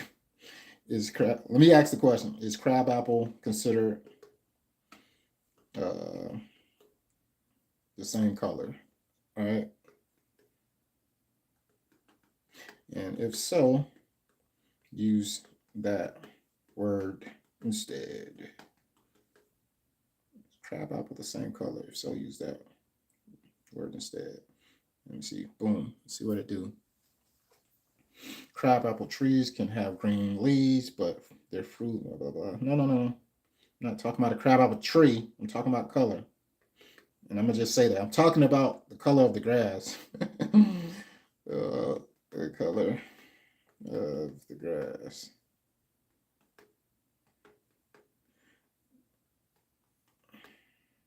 talking about the color of the grass, and they be like, "Oh, crabapple leaves, come on." So this is what can be confusing sometimes. Crabapple leaves are typically a deeper green, not the same yellow-green shade as centipede grass. A better comparison. Okay, here we go. A better comparison might be lime green or apple green. Let me know if you like a specific term incorporated. Boom. You see what I'm talking about? Keep up the great work. What's going on? My service area. I got to get up with you, Chris. I got to get up with you, man. I'm working on some things. But I'm gonna use apple green instead. I'm gonna use apple green. Use apple green. Use apple green. Boom. Let's see what it does. Let's see what it does. All right. So centipede grass is low growing, medium texture, perennial turf with a natural apple green hue. That's okay. I can use that, and it's not directly copywritten, I would say. So I'm gonna copy that, and I'm actually gonna go back into Canva, and I'm gonna incorporate this right here in this area. And I don't know if this, I think this text is a little bit, I like it a lot, but it may not be the best for, the average person that's going to be viewing this. So I might change up the text when it comes to this piece of it. It's all in caps. I don't know. Sometimes I try to think if stuff is an easy read, and I don't know if this would be an easy read for people. So let me play around with the font a little bit. All this stuff is things I like to take into consideration. Boom, boom, boom. Clarity kills confusion for sure, though, guys. Clarity kills confusion. So I like this simple text. I think I'm gonna use this, but I don't like the spacing. You see how the words kind of overlap a little bit. I don't like that. I see that. Looks like you're what's that? What's that? What you saying there, Chris? Like making some big moves. I'm trying, man. I'm trying. I dabble. I'm trying to get back focused, Chris. Get back focused. Get back focused, because sometimes we can get off track. I'm in the Christmas light industry. Sometimes time is mine is separated from the landscape part of the business throughout the wintertime. So I dial in January. February, I really got to dial in because the season's already kicked off. I already got stuff that I'm working on. But this line spacing, there we go. See, I'm changing that line spacing. I want it to be clear as possible. And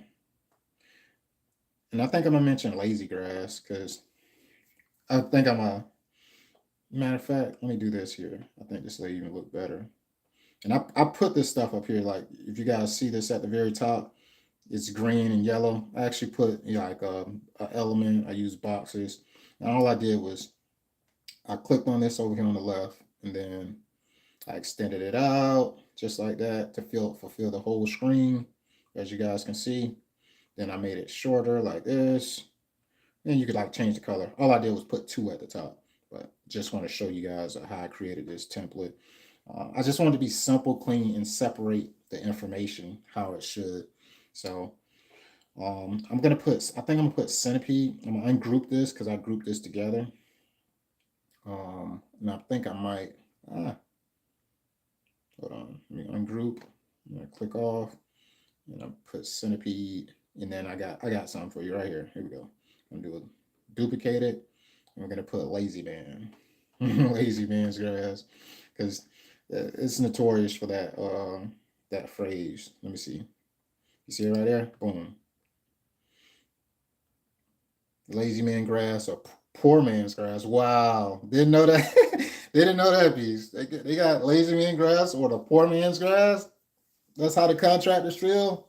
Because the construction company, that's all they put down. They put down a lot of centipede grass. So that's the poor man's grass. They can't put me no premium zoysia or Bermuda or something. I gotta have the poor man's grass. But no, it's funny. Didn't know that. So I am going to use the lazy man's grass because that's a commonly used term. I want to make sure it's clear and that people understand it. Like if I really wanted to, though, you say centipede seed was introduced into the United States from seed found in baggage of Frank Meyer, whatever, I think Meyer, a USDA plant explorer who disappeared Like his fourth trip into China in 1916. Like all those details are not absolutely necessary. Um, and if I want to put something in parentheses, I could use this right here because you get some you get some people with graphs, they kind of nerd out, and if you just got the correct terminology, even though it's not absolutely necessary, it just validates that this is the type of graphs in a sense. But I prefer to, instead of putting this term right here, which no one would ever look up anyways, I'm going to use lazy man's grass in parentheses. So it's going to say centipede grass is low growing, medium textured, natural yellow green color, boom, boom, boom. What other information do I feel is absolutely necessary? Um, and I want to get the information that's actually not being presented in this chart right here. So I keep going back to this chart because there's already terms that's being utilized in here, like weed resistance. Like it's giving them an idea of this turf grass. Although it's a lot of information within this chart, they should be able to understand it. I hope they can understand it. But if they don't, let me at least point out the most important things. You see how right here it says slow growth rate for centipede grass? That's something I can incorporate in there because you see Bermuda grows very fast, St. Augustine is fast, and Georgia is slow to moderate. These factors are important though. They're important for when it comes to lawns being repaired, how fast do they recover and stuff like that. It's important in its own way, but it's stuff that I should be highlighting to for people to see the pros and cons. So this right here is really to just give them understanding of that grass type in a shorter format. So I'm gonna go here. We got centipede is a low growing medium texture grass. Boom, boom, boom. And I'm gonna put lazy man's grass real quick.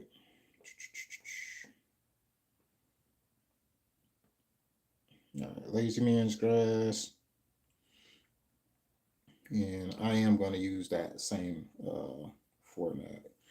Edu, whatever that is, Edo, whatever that means. And hopefully that's clear. And I'm going to move this up.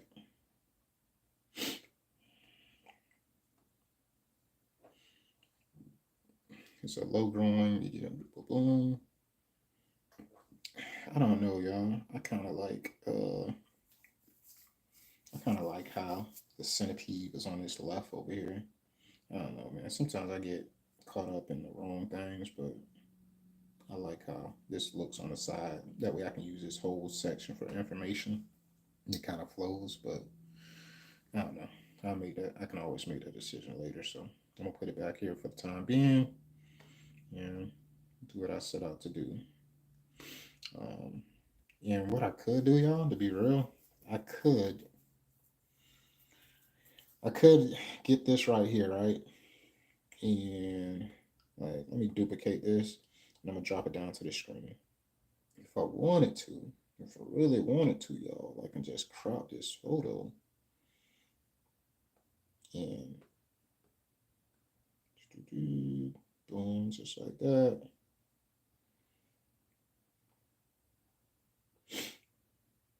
And I can actually, hold on, let me see.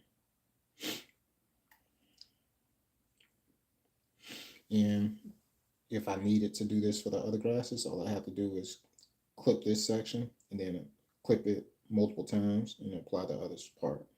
So let me see here.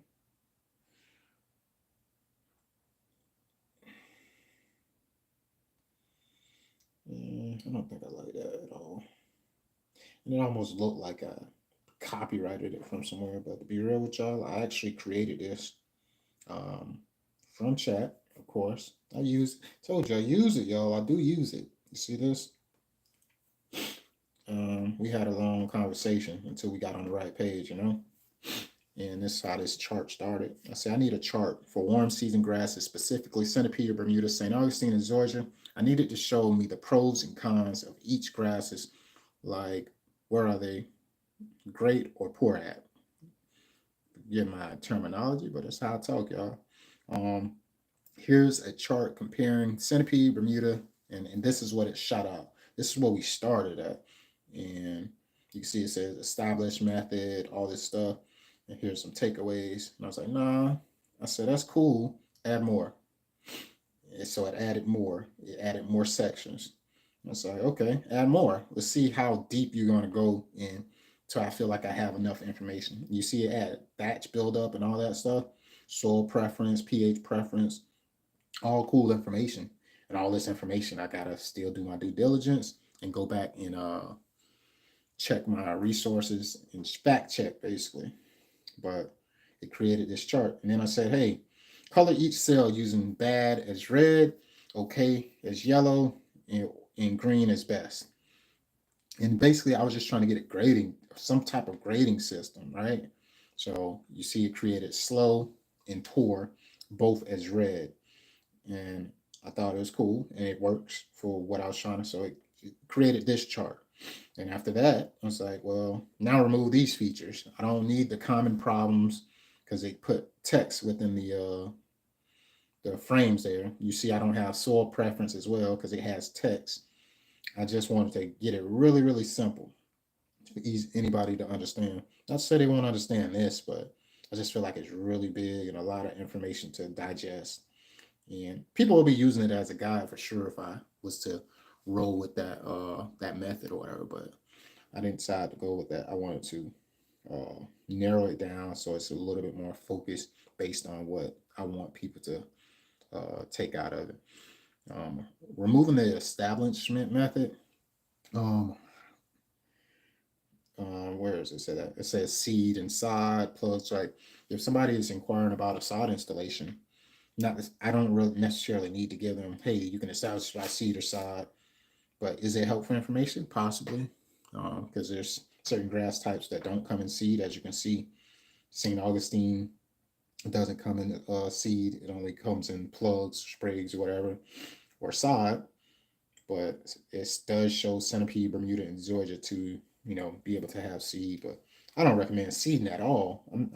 I got away from it because I was doing it over the last few years, and it just wasn't a good practice that people were. If you don't have an in-ground irrigation system, why am I telling you to seed your lawn? We're in the South. The weeds grow faster than the seeds.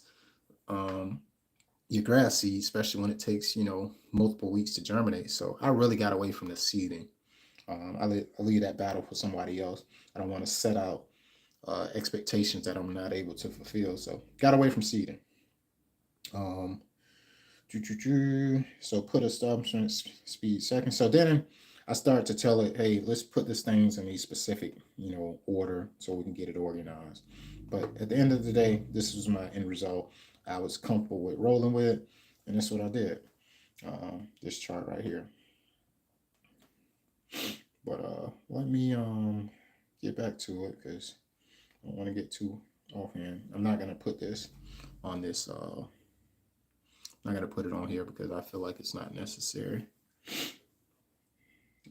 If I want, I can just call out some things that are underlining. Um,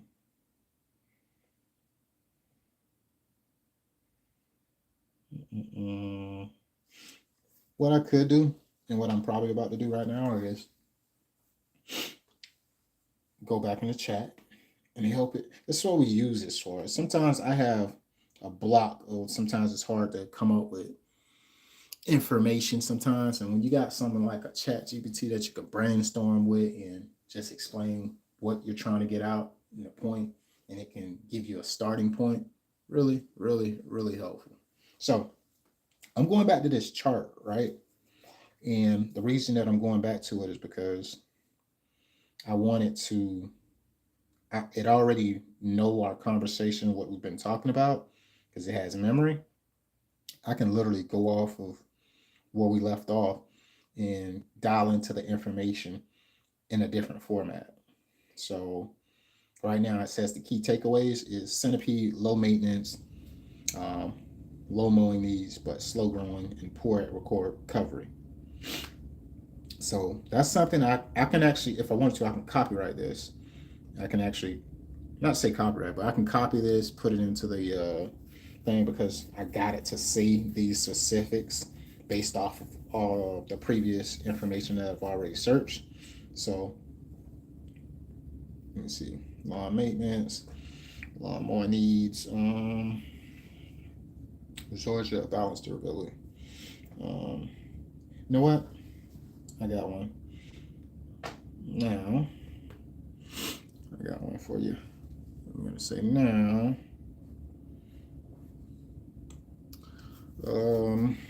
Based. Now let's do a breakdown. Now let's do a brief breakdown.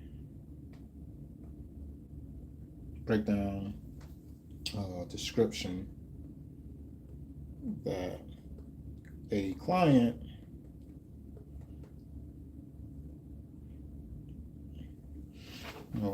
now let's do a brief breakdown description why a client would choose centipede grass. And this is just spitballing, y'all. Got to start somewhere. Now let's do a brief breakdown description why a client would choose centipede grass over other types, over other grasses. All right, let's see what it do. Let's see what it do, y'all.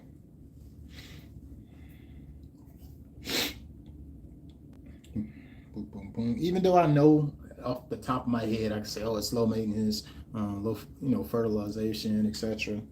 Like this information that it's putting out, I feel like it's. Let me see. Let me read it before I judge a book by a cover. Okay, Centipede is the best choice for homeowners who prioritize low maintenance and a simple lawn care routine over speed, growth, or traffic durability. Here's why. The client might choose Centipede instead of Bermuda, St. Augustine, or Georgia. These are important factors. Let's see. Best for low maintenance. It requires less mowing than Bermuda or St. Augustine. Needs minimum fertilization, which I just said, compared to all other warm season grasses. Grows well in acidic, sandy soils with little effort. Okay, and it says it's lower cost compared to St. Augustine and Georgia, one of the cheapest sod options, making it budget friendly.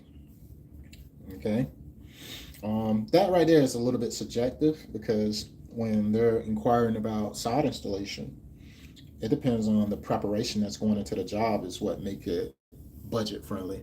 I don't just go off of, oh, the sod costs this much and we're going to install for this much. It's not that simple. It's an overall thing. What equipment, the logistics, what equipment is required. Are we going to be using a side cutter? Are we going to be bringing in a mini skid steer? Are we going to bring in a big skid steer? Like all that stuff is factors that's what dictates what their price is, because I don't own a large bobcat or nothing like that. I do rent it from, these rental companies and etc. So I don't want to put myself in a position where I'm just estimating the grass costs and not the logistics of the work being performed and the material cost. So although it may appear to be cheaper, it's the job costs what it costs, and cheap is subjective. Who is it cheap for? You know what I mean?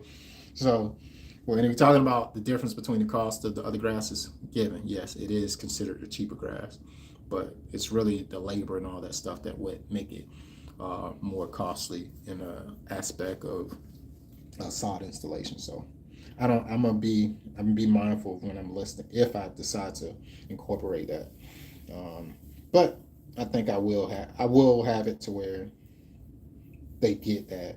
They understand that it's a lower cost compared to Georgia. Because, man, gosh, if a customer or anybody random just go to like Supersod right now and they go on supersod.com and they go type in Xeon Zoysia, right? And they try to order a pallet, man, that pallet almost $500 for one pallet. Of course, if you get multiple pallets, it get cheaper, but it don't get super cheap. It's like it's still very costly for Xeon Zoysia grass, and compared to a centipede grass, it is a significant difference in cost. So that's why I think it'll be necessary to not just say, oh, we charge a certain price per square feet, because it's gotten to a point where if these sod prices are significantly different like that, I can't just generalize my pricing. Let me reevaluate what it's going to cost, what's available, where I'm getting it from, because we got like 6 different sod farms here, so the pricing is different. That's something I have to do my research on. So what we're working on right now, just to go back to the beginning, the purpose of this video is to build a system that you can actually get a lead that comes into your business and they go through a full process that's kind of hands off for you. That's a system. That's what I consider a system. If you are a little bit hands off and they got information without you having to, do an extra phone call or whatever. They got a lot of information. They set themselves up for a consultation, for you to visit their property, etc., based off of you putting the right stuff in place as a system. So right now we're working on the brochure part of what a system that I've already created, because y'all probably like, how did we even get here? But we got here from using a system that I've already proven to work within my other business. We're using it in this business, and we're trying to put the right information in place so people understand what is going on. You know what I mean? So what we're working on at this moment is we're working on the brochure. We're working on the brochure.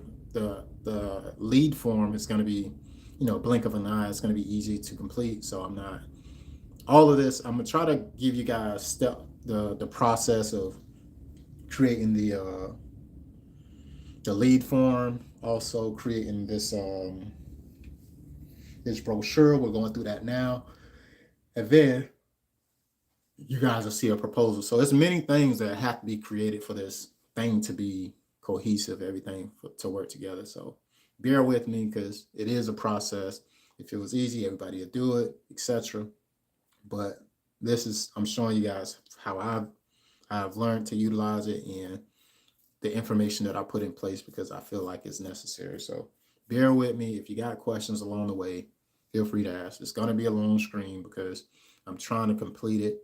And in reality, I'm using y'all as my diary to document the process of actually doing this hands-on, showing you how I brainstorm to coming up with the content information to put in place, what software I'm using. I kind of already showed you. I'm using Canva. I'm using ChatGPT. I'm using Honeybook as a CRM. I'm going to be using my website, which really is going to be pretty simple, because once I create the lead form for Honeybook, that's actually going to be, it's almost like a web page. And once people land there, they're pretty much, that's how they're transferred into my CRM. But anyway, we're working on the brochure. So this is where we're at. If you guys watch the video from the beginning, you'll know what I mean by the brochure. This is like my third move for onboarding, not onboarding, but taking a prospect through my system. All right. So back to the basics. All right. So it says low cost compared to St. Augustine in Georgia, decent drought tolerance, without high water needs. Without high water needs. While not as drought tolerant as Bermuda, Centipede can handle dry periods without excessive watering. Okay. I don't know. I don't like to tell people that they can't water the grass, because I feel like people already don't be watering their grass like they're supposed to. So I don't want to tell them, hey, you don't need as much water as you need for a St. Augustine or a Georgia, I don't feel like that information is absolutely necessary because it's like it's almost subjective. Like what's considered a lot, you know what I mean? Should I water once a week, twice a week, three times? Like it's subjective. It's based off of how you're maintaining a property. That's why it's subjective. If you have a fertilization program, you have somebody that's frequently mowing it, or you're mowing it once a week, twice a week, based off whatever grass you have. Like those factors are contributing to how much you're irrigating, etc. It's I don't know, it's just a little bit subjective. So I don't know if I'm going to incorporate that. Let's see. Reasons to choose a different grass. I like that. There we go. Traffic durability. So I like this little layout that it gave me, right? I'm liking it because it's really giving me a short, like a sky view real quick, a little quick sky view. Hey, this is the reason that you shouldn't choose it, but this is the reason that you should choose it. So faster establishment. If a clients want quick coverage, Bermuda or St. Augustine will be the way to go. You know what I mean? So you say, so this right here where it says faster establishment, you guys see that bottom line right there? I will be I'm going to use some of this stuff because this I think is really helpful. Ideal client for centipede grass. Wants low maintenance, budget friendly lawn. Doesn't need heavy traffic durability. Prefers a slow growing grass that doesn't require frequent mowing. Has acidic sandy soil and doesn't want to amend it heavily. Would you like similar breakdown? Yep. Yes. Okay. So I want to do a breakdown for the other grasses as well because I think it did a good job. Okay. So I'm going to start up here because I think it did a good job, and I'm going to take a few things out of here that I feel is necessary. Maybe 3 points each. Best for low maintenance. Needs minimum fertilization compared to other warm season grasses. Requires less mowing than Bermuda or St. Augustine. Grows well in acidic soil. So those 2 bullet points for best low maintenance, it might be necessary. Let's see. Let me see how I can get this stuff to fit. I'm gonna go copy, and I can have it change up the tone. I can have it do so much more, but simplicity wins sometimes, guys. And I don't want to confuse the prospects who's trying to read this information. I don't want them confused.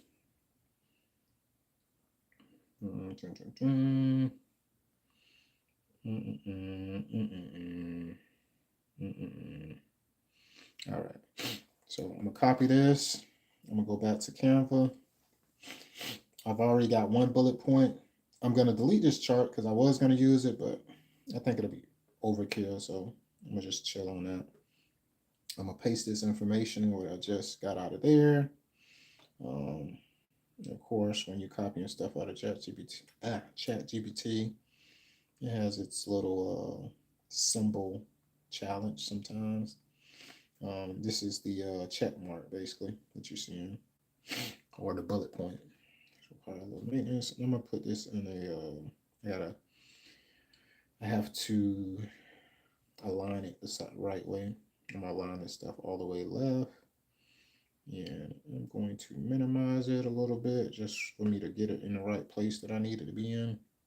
And I got to change the text as well. You see the text says it's a League Spartan font. This one right here is, I guess that's League Spartan. The size is just different. This one's 32. So these are the same size. And as you guys can see, this is actually centered. So I'm going to click on this box and I'm going to just center the whole box. So it's aligned correctly. Let's see. Boom. Boom. There we go. And now, delete. I don't like how that looked though. It looks lame.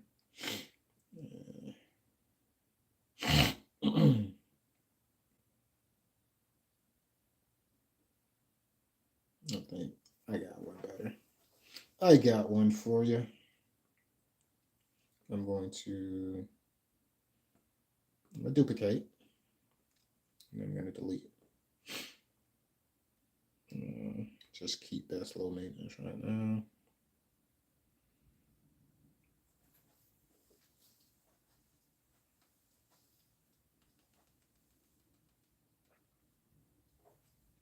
Oh man.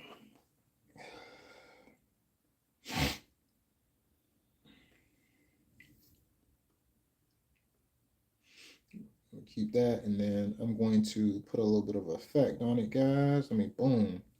I'm gonna do the background, and I'm actually going to make it. Let me do yellow. Let's see how that do. And put some black text. Let's see how that works. It don't look good. I don't like it. I don't like it. Let my daughter say, I don't like it. So I could do it like this and not be so bad. I can make everything aligned left, and I'm gonna delete the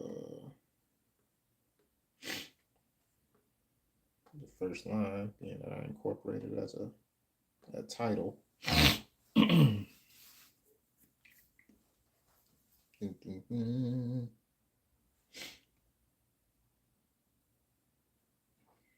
Requires less mowing than Bermuda or St. Augustine. Let's see. Boom. Don't like how it's aligned. I'm gonna center it, guys. Let's see. And I think it's gonna be okay if it's just a little bit smaller, but I want to maximize this. Let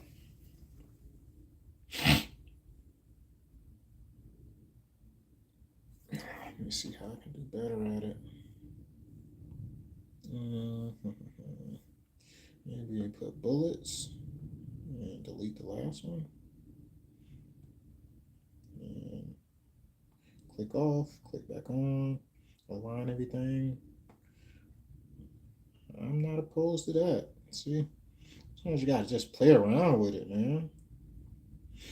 If it work, it work. Sometimes I feel like I'm overthinking it, but when I think everything that I put in place is necessary sometimes. That's just how I feel about it. I may be wrong, but I be feeling like that. And what I'm going to do is I'm actually going to highlight some words in here. I'll change the colors. Why is that necessary? Just so they can understand that why is this the best for why is this better than another grass, right? Let's see. What text should I use? I'm not going to use yellow because I'm using it as a background. I don't want to use red because I don't want to make it seem crazy, but I'm gonna use light green. How about that? Yeah, I'm gonna use light green again. I feel like when you use different colors, it just point out better what you're trying to make the difference when it requires less mowing. Less mowing is what I should be highlighting, to be honest.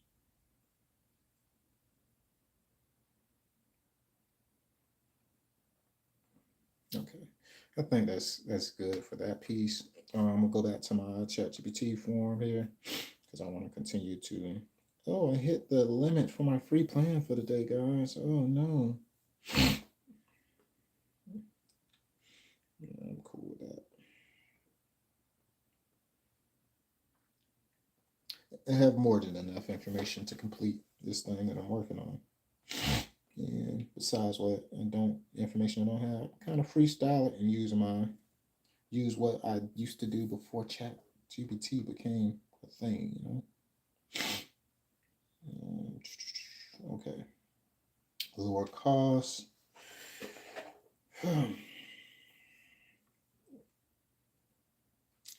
I almost would like to dial into that cost thing because check this out. All right, hold up. Check me out. Check me out. Why is side so expensive? This is a different one. I'm something else that I'm working on, and I really was trying to get down into the depths of why it's a centipede and a Zoysia or St. Augustine, more like different in price, significant like that. And this right here was a good helper for me. Say sod is expensive of several factors: labor intensive harvesting, cutting, rolling, transporting. Sod labor is intensive. Transportation and logistics. Sod is heavy, bulky, requiring specialized trucks to transport it efficiently. So when you're thinking about like the sod farm, and they're selling sod, but they're not just, oh, you could buy the sod and you have to come pick it up. That side got to get cut. How you can get those things in rolls or squares, like it's a lot that go into it. So I had to do a little research because I needed the answers, y'all. I really needed the answers, and I needed a place to start from. This helped me start to know where to search, and from here I actually reached out to the side farm. It's one specific farm in my local area, and I know the owner, and he said call him anytime if I have any questions. So of course I called him. I was like, hey man, I'm really trying to explain to my prospects and my customers like the difference between pricing. What are some underlying things that you think? Boom, boom, boom, right? And he was more than willing to help. I say that to say it's not to go down rabbit holes, but understanding why certain information is necessary and actually what is a real response off a person basis, or versus using ChatGPT, um, a real life experience. Okay, marketing demand, prices fluctuate based on the demand and the seasons. Of course, people sell a lot of sod throughout the spring and summer. And then in the fall or whatever, probably slow down in the wintertime. The grass type, all right? You see that right there? Grass type number 6.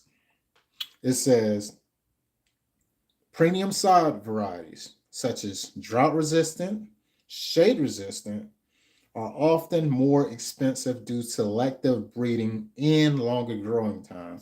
So, what we know is Zoysia is a type of grass that grows slow. It doesn't grow fast. Centipede and Zoysia are the slow growers. Yes, there's different cultivars of Zoysia. Some grow faster, but for the overall, they grow fairly slow and they slow to spread. Like it doesn't, like if you're trying to fill in a bare spot, you shouldn't depend on that Zoysia to be the one that spread over fastest. Something like a Bermuda or a St. Augustine. So it's just factors that go into it that I like to be mindful of. So these grass types being broken down for the customer to understand, some of the information is necessary, not all of it, but I should have a full understanding of this information and also real experience as far as the customer or whatever. And then you see it got growth rate comparison, propagation, different, blah, blah, blah. Sod farm footage. Um, it was giving me, man, this thing be giving me so much things I could do, but gotta stay focused. So, are you thinking about making a video on sod pricing for long reputation? Yes, I am. In fact, so I do got a video that's where I'm getting some of my bullet points of brainstorming notes from. I'm using ChatGPT sometimes to be in the right mind frame of what somebody would value as good content and answering something effectively. So I do use it for that purpose. That sounds great. You could break it down like into sections: production, transportation, installation, market demand, and to make it engaging, maybe visit a sod farm or show a side by side cost comparison of sod versus seed. Do you want to include any specific angles like how to save money on sod or when it's worth the investment? And I say no, but help me from a standpoint of, I was thinking about something specific that I needed from it. So I said, no, but help me from a standpoint of Georgia side, grass, not a type of grass that spreads fast. Also, St. Augustine being a grass that can be, that's wrong, say Springer, to grow on side forms. Uh, those are, wow, I be messing up when I'm texting y'all. Say those are the things I would like to elaborate on to explain why it costs more than centipede and Bermuda grass. Let's see what it gave me. For St. Augustine, since it doesn't produce viable seed for commercial sale, it must be propagated through sprigs or sod, making it entirely dependent on sod farms. This exclusivity in production drives up the price. So, that to me is information that is valuable that I can give to, because people, like I had a customer that I did an estimate for 2 years ago, in roughly 2 years, maybe a year ago or whatever. But I gave him a price for sod, and it was for, I think it was a centipede. He wanted centipede. I looked at the environment. It was potential that he could use centipede. So I'm like, cool. He said, but what if I want, he said, I actually want the zoysia. Let me get the good stuff. So I sent him over a revised estimate. And when he seen how much difference it was, he was like, heck no. He's like, man, you mean to tell me it's like that much more? Yes, because when you're buying centipede in my area, it only it comes at 500 square feet per pallet. When you're buying like a St. Augustine or a specific type of zoysia, sometimes a St. Augustine has 400 feet. That makes a difference. So for every 1,000 feet, you would need 3 pallets versus 2 pallets with centipede to just cover the job. With zoysia, sometimes it's 450 square feet, but it's not. Every grass doesn't come on 500 square feet per pallet. It really depends on where you're getting it from, etc. But that's what I've noticed in my area. So sometimes the cost is offset by those additional pallets being needed, and people be like, "Oh, why is it significant difference?" Because it's less square footage that's on per pallet or whatever. But I think this information is helpful, and let me see if I can kind of translate this um,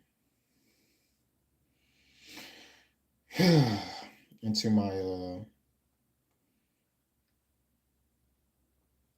my brochure here.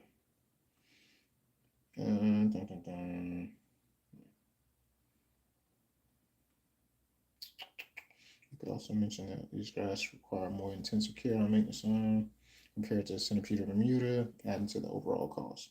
So what I would do, y'all, on a different section, because I mentioned on here, I told it from a standpoint of zoysia and St. Augustine, so it just gave me those two. But I can use those two examples that it gave me as far as you can emphasize zoysia grows slowly, meaning farms have to wait longer before they can harvest it and sell it, tying up land resources extended for periods. This increases production costs compared to fast growing grasses like Bermuda. And what I could do is I could put this as the con for zoysia. Um, I could say zoysia grows slowly. Let me go ahead and tap in what I'm about to do. Zoysia grows slowly, for harvest at summer time.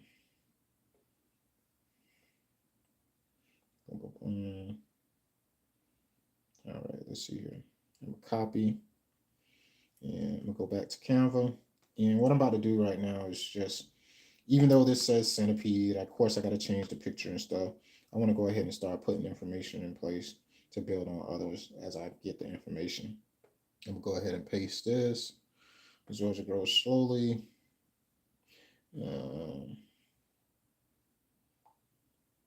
I got to put the pros of the grasses as well. So I don't want somebody to come in and be like, man, it's all negative, right? I want them to be convinced that, oh, this is a good reason to get this type of grass. Let me go back to here. Let me finish out where I was, y'all. Because I wasn't even here, and I'm here now. But okay, go back to this thing that I thought was a good example of where I can build on. I've been on here for a little minute.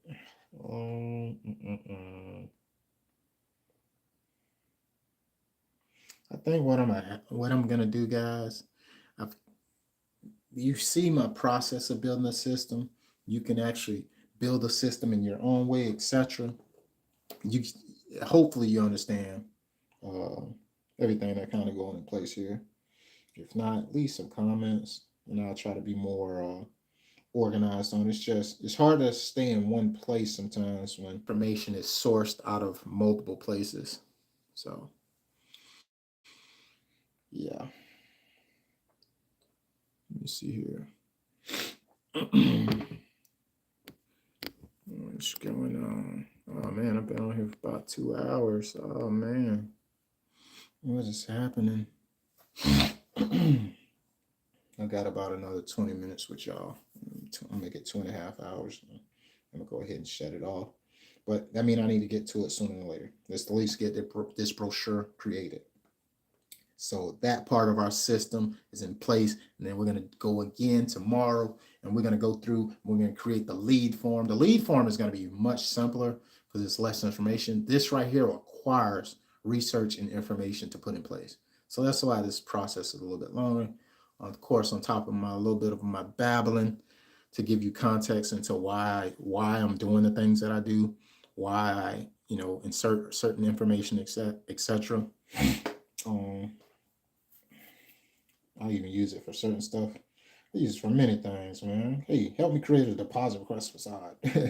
Anyway, let me go back to the topic at hand, y'all. Topic at hand. All right, so gotta hyperlapse this thing so we can get it done. All right, so we're back. So I pointed out that it's best for low maintenance, decent drought tolerant, no thatch. I'm not drought tolerant. Excessive watering. I think I am going to include the cost, because if they do choose any other side, it is more expensive.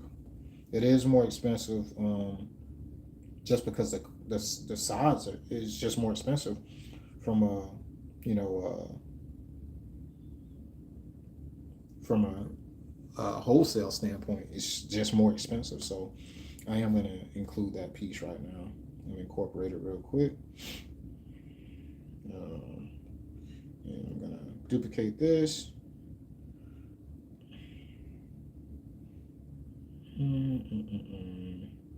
I need to figure out something I can put in this area, man.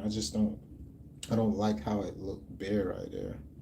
I gotta figure out something I can put in this area of this thing. But for the moment, I'm gonna just finish where I'm at. I'm gonna paste.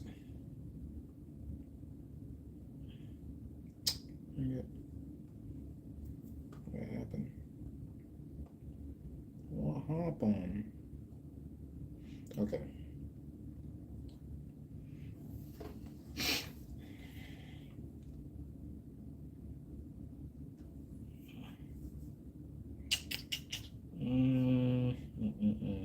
I think I'm gonna minimize this a little bit more, y'all. Let me see how I like it if I did that though. Maybe if I go like this.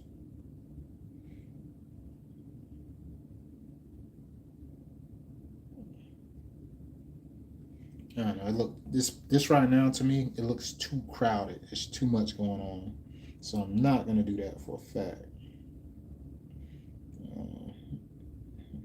It's too crowded. I'm gonna stick with where I'm at, and if I need to, I'm probably gonna have to minimize it a little bit more. Extend it out. Got it extended out. To me, this look a little too busy, but I'm gonna roll with it. I'm gonna roll with it for now. And what topic did it have for?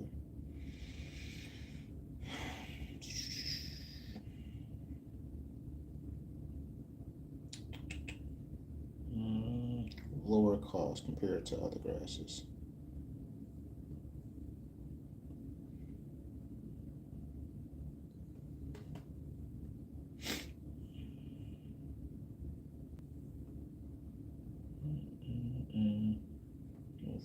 Of course. I'll just pull out 2 bullet points for the moment, y'all. 2 bullet points on the pros, 2 of the biggest cons, and I'm gonna roll with it. All right, so we got that. Copy, put that back, and I'm gonna paste here, and I'm gonna extend it out. Zoom in a little bit because it's tripping a little bit.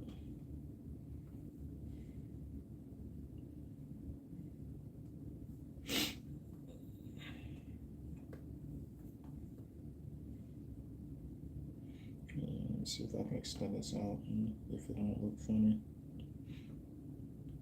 And I may not need to put compared to St. Augustine in Georgia.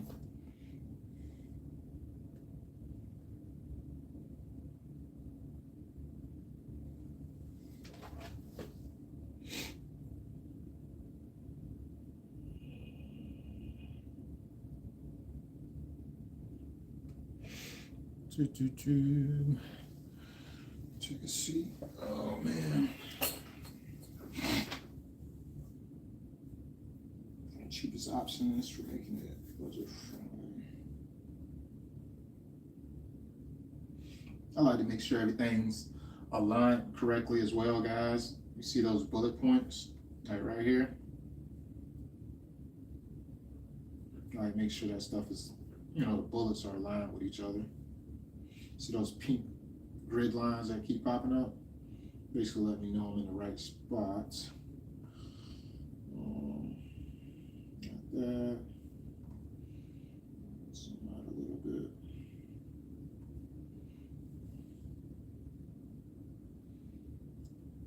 No, okay. Those appear to be in the right spots.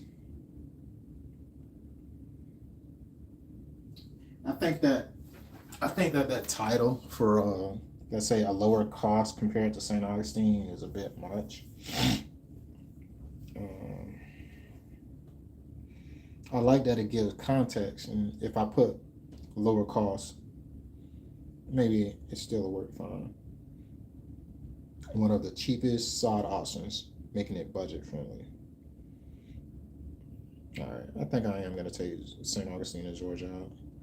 I don't need to, always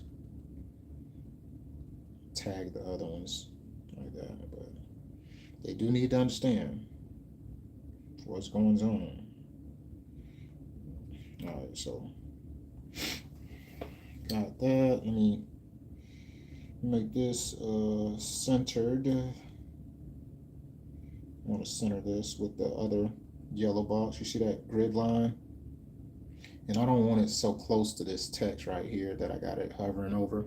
I want to actually have it like a little bit farther down. Like, I feel like to make content digestible, you gotta have airspace. Like, I don't know, you gotta have space. Everything can't be clustered together. I'm really not liking this whole layout right here. I'm trying to figure out a way to even make that better because I feel like it's too close. But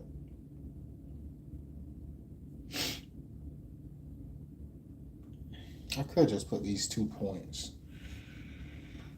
just so I can move on. But I don't know. Let me see, y'all. I'm gonna ungroup this. I'm gonna take this and put Bermuda. And I'm gonna tap and put Bermuda up here. Top just like the other one. And I'm gonna put this down to this third slide whenever I start to build on it. But to be honest, I can actually duplicate this one right now. I'm gonna duplicate this. That way I always have one I can start with. And then move this back over here. And I can put Georgia. That way everything is in the right space. And I'm gonna change out these pictures. They're not gonna match going across. This is actually centipede grass, so I roll with it. But this one here is gonna be Georgia. And then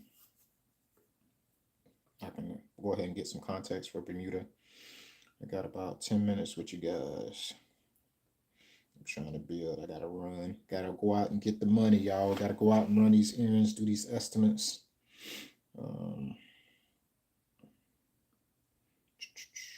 let's see here.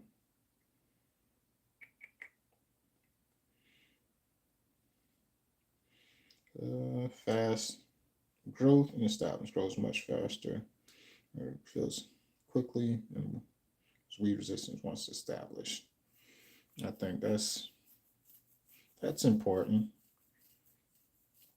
Bermuda is ideal for clients who want a tough, fast-growing lawn that can handle it. I think I should put that in. I should put that the one for centipede. Centipede is a grass the best choice for homeowners who prioritize low maintenance and simple lawn care routines over speed and growth or traffic durability. Here's why. Okay, this first sentence. I'm gonna take this and put it on centipede because this I feel like it's necessary. I'm gonna go here. I'm gonna go down here. Of course, it's gonna do that craziness. That sentence is important. Boom. Now, I'm going to go back into Canva and I'm going to, I think I can move this stuff right here down a little bit like that. And that space, I'll figure out something with it by the end. I'm gonna try to figure out something for it. I'm gonna move this stuff down. And this is aligned correctly. Move this down. Those grid lines are important, guys. It helps you keep stay in alignment with the whole page or whatever. Now I'm just going to paste.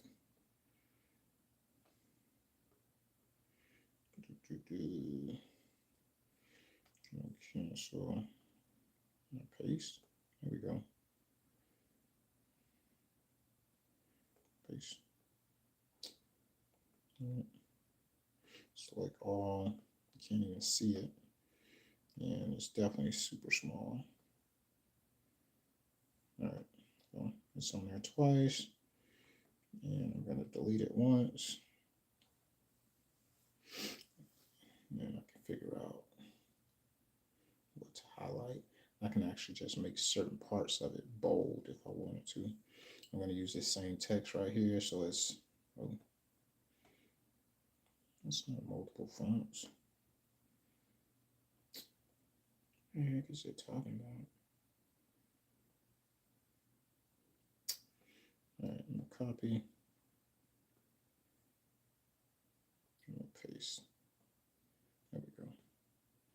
Over here, struggling, y'all, struggling. All right, now I got this. And is it the same size? Yeah, it's 32.8, and then we got another 32.8.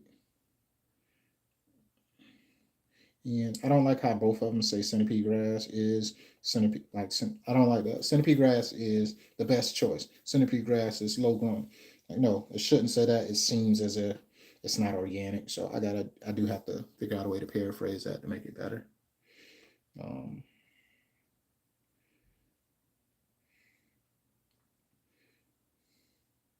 I could do this centipede.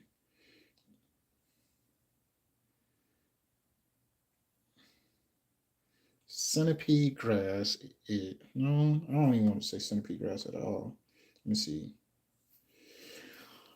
Can I use this?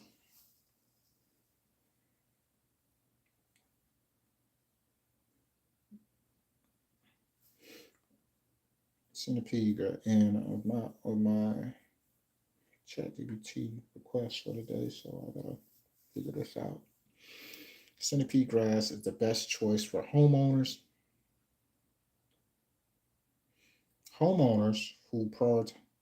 who enjoy prioritizing low maintenance and simple lawn routines over speed and growth would enjoy centipede grass.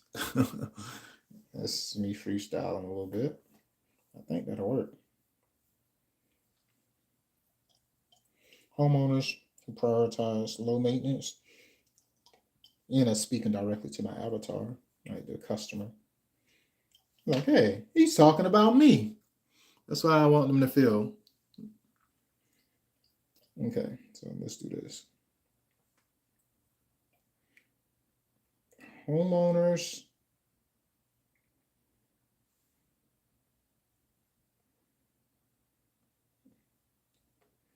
come on, capitalize, man. All right, there we go. Boom. Homeowners who prioritize low maintenance and simple lawn care routines over speed of growth. Let me see.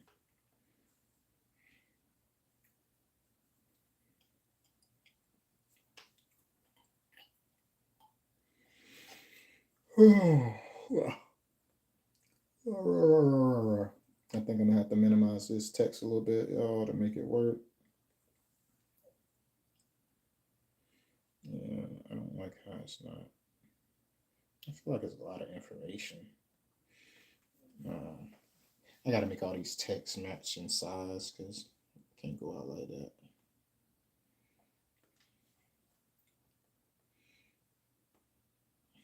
I don't want it to be a hard read for them though, which I don't think it should be, but as long as the text match. League Spartan, League Spartan, League Spartan. Let's make sure everything match, y'all.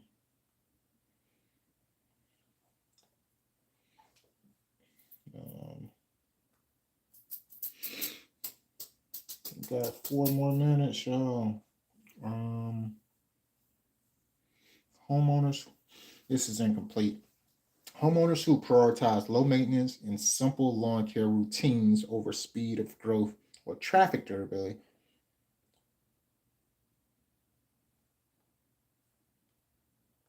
would enjoy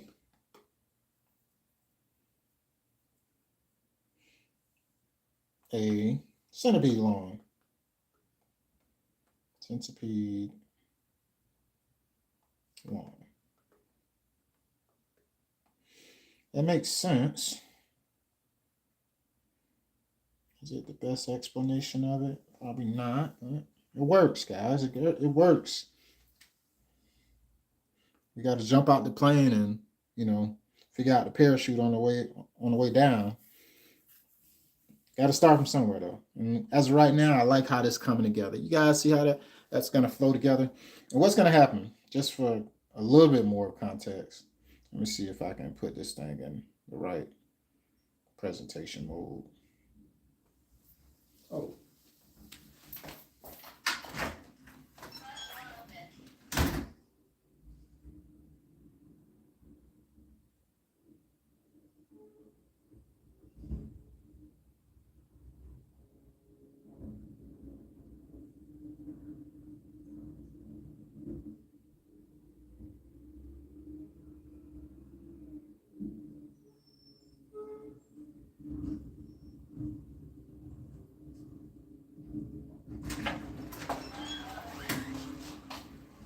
Oh man, I had to run, y'all. I heard the trash. I had the trash truck outside. I'm like, oh man, I supposed to took the trash to the road. Oh man, but okay. So for context, this stuff is going to be stacked up on a single file. It's going to start here. It's going to go to this section here. Then it's going to go to here. It's going to do a breakdown of centipede. Then it's going to go to Bermuda, give a breakdown of Bermuda. This is going to be in the brochure, guys. I'm using a previous thing that I've created to even make this work or whatever. So I'm gonna close it real quick, go back in, and I am using Canva to do this, y'all. So we got the cover, which I may or may not edit. We have the comparison, and then we're going to be doing the breakdown of the grasses. That's where we're at right now. More than likely, I'm going to complete this today. So I'll be uploading again and spending some time with you again tomorrow. And I'll be showing you the rest of my walkthrough of my CRM to how I handle the lead, to what information I'm getting across to the customer. But I have come to the time where it's time to get off, guys. But if y'all got any questions about all this craziness that you seen Rob doing, if it made your head spin a little bit, leave a comment or something. Let me know if this is helpful information or you're curious to see how it play out or whatever, because I'm trying to take you guys along the journey of me actually building out the background process of why it works so well for me. It may work well for you if you get it set up, but I'll be giving some more walkthroughs of stuff in the next video. So catch me tomorrow, possibly on the live. It's going to be making content, and that's what this is. We're creating content to contribute to the website, contribute to the CRM, and basically a link that I'll be able to use if I was able to just send a link to someone. It'll take them through this full process if they fill out an inquiry. But talk to y'all later, man. I'm gonna get going. Do do do do do do do do do do do do do do.